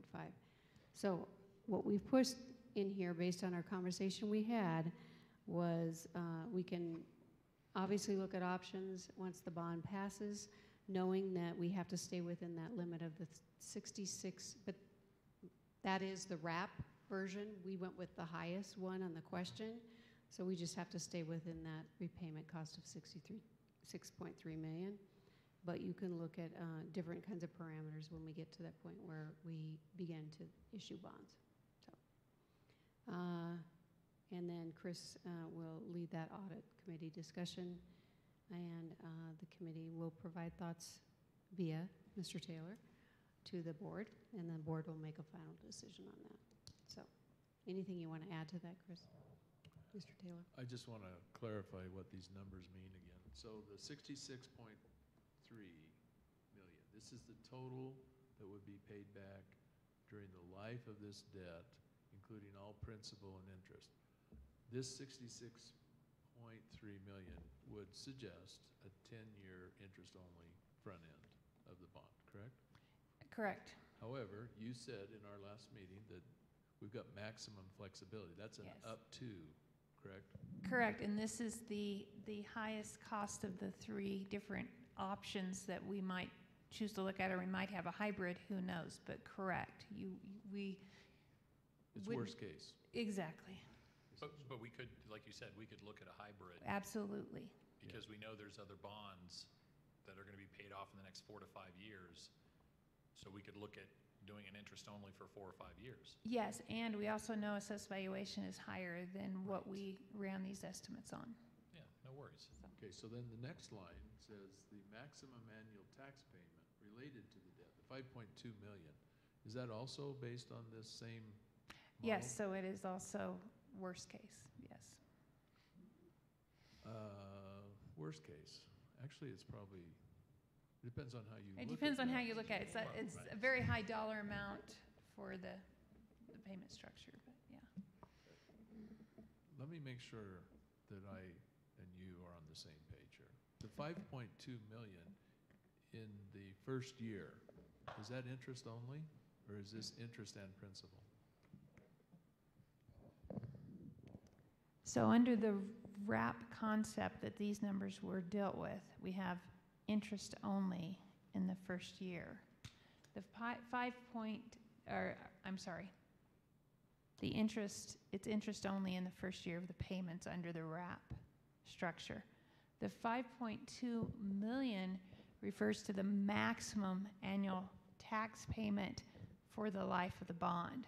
So what that is under that wrap scenario is the highest total payment that could be authorized under the bond, which is principal and interest in the highest year, whatever year that is.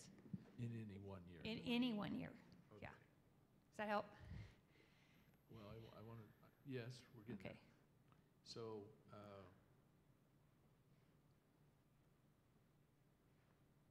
the reason, then the 5.2 would be principal and interest whenever principal kicks in.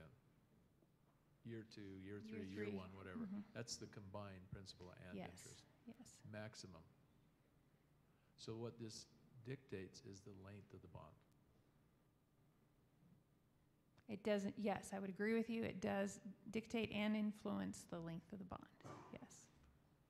Okay, so do we still have maximum flexibility in November, after the election, to look at 3 options, or 2 options, or whatever, different options than interest only? And like Mark says, maybe a stepped approach where we can roll some bonds in the future into a new building, et cetera. Yes, absolutely. That all exists. Absolutely. There is nothing in here that takes away our flexibility. That is correct. Perfect. Any additional questions? Thank you, Ms. Wongman. And then just moving on, there's information about the history of the Jackson Creek site there, when it was built, then information about debt to build the school as well as Prairie Winds, and information about it was a wrap as well. The building was built as a middle school, et cetera. Then it goes on to describe just, the fact that we prepared the land so that it was, for lack of a better term, roughed in for a school with the intent that we always had the intent that we'd build an elementary school next to that existing middle school, which is now Bear Creek. And then the information about what happened during the recession. And then then that next slide is just some of that information about how can you possibly build this in 9 months. You heard from Mike earlier as he talked about some of the things that will happen to ensure that. A huge key in why we can do this in 9 months is obviously the current site is already prepped for a building, and sometimes you can spend, you know, up to 3 to 4 months just prepping a site, doing the site work. So definitely that saves us time, as well as the accelerated schedule. And then in addition to that, I think we're saving some costs in terms of the lead time that we're doing by having an architect beginning to do that work, as well as our GC beginning to do have those conversations with our subcontractors, find subcontractors, so that they don't have to wait until November to begin that process of finding subcontractors to do this work. And then obviously working on some things like steel design on a basis of, you know, we'll go ahead and proceed with that order, but it's cancelable. We're allowed to cancel it should you know, there be a situation where we can't go through with the project right away. So there's a lot of different things that are happening behind the scenes to make sure that we can hit the ground running in December. And the reason for that December in the ground date is we do need to wait for the election to be certified, and then we have to issue the bonds. Sorry for the time, but we really built Creekside Middle School and Prairie Winds for $23 million. Yeah, I had to go back and look at it myself twice. Twice. Yes. Back in the, yeah, that's how much inflation has caught up with us. Yeah. And you know, one thing that was pointed out today when Karen and I were meeting with about 8 or 9 people on this topic is, and it's going to continue to go up with the 8% construction inflation. So every year we wait, it will be an 8% increase. And then just the last few slides talk a little bit about how do we get 921 students in a 650 student building.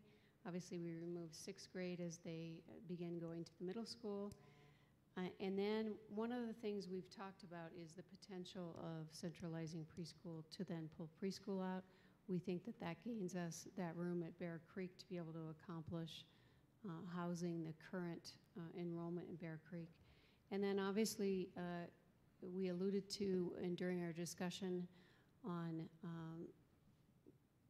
when we were doing the panel discussion, the information forum on Thursday night, that we really have some opportunities to develop some boundaries. And in some cases, it will actually help some of our schools, like Prairie Winds will no longer have half of their kids go to one high school and half of their kids go to the other. We can actually true up and create true feeder systems for both of our high schools, so, and middle schools. And then there's information about modeling and then steps that we need to take after the election. And that's sort of summarized in that last slide. So, any questions? I just had a timeline question come through my mind about reversion of the current Bear Creek to a middle school. Is that all going to occur over the summer months then? And it can be done. It's things that will take some time, but it can easily be done over the summer. Yeah. It's not a massive project. There's no construction that needs to be done. It's really just retrofitting and changing things like heights of toilets and things like that. Thank you, Ms. Wongman and Ms. Broft. Next agenda item is the consent agenda. Are there any items that we need to discuss before I make a motion?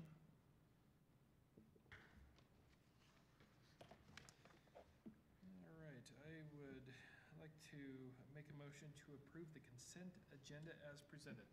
I'll second. Questions, comments, concerns? Ms. Wood? Mr. Clausen. Aye. Mr. Fox. Aye. Ms. Phillips. Aye. Mr. Taylor. Aye. All right, I'd like to make a motion to adjourn. I presume no one objects? Thank you, Ms. Wood. Mrs. Clausen. Aye. Mr. Fox. Aye. Ms. Phillips. Aye. Mr. Taylor. Aye. Thank you all.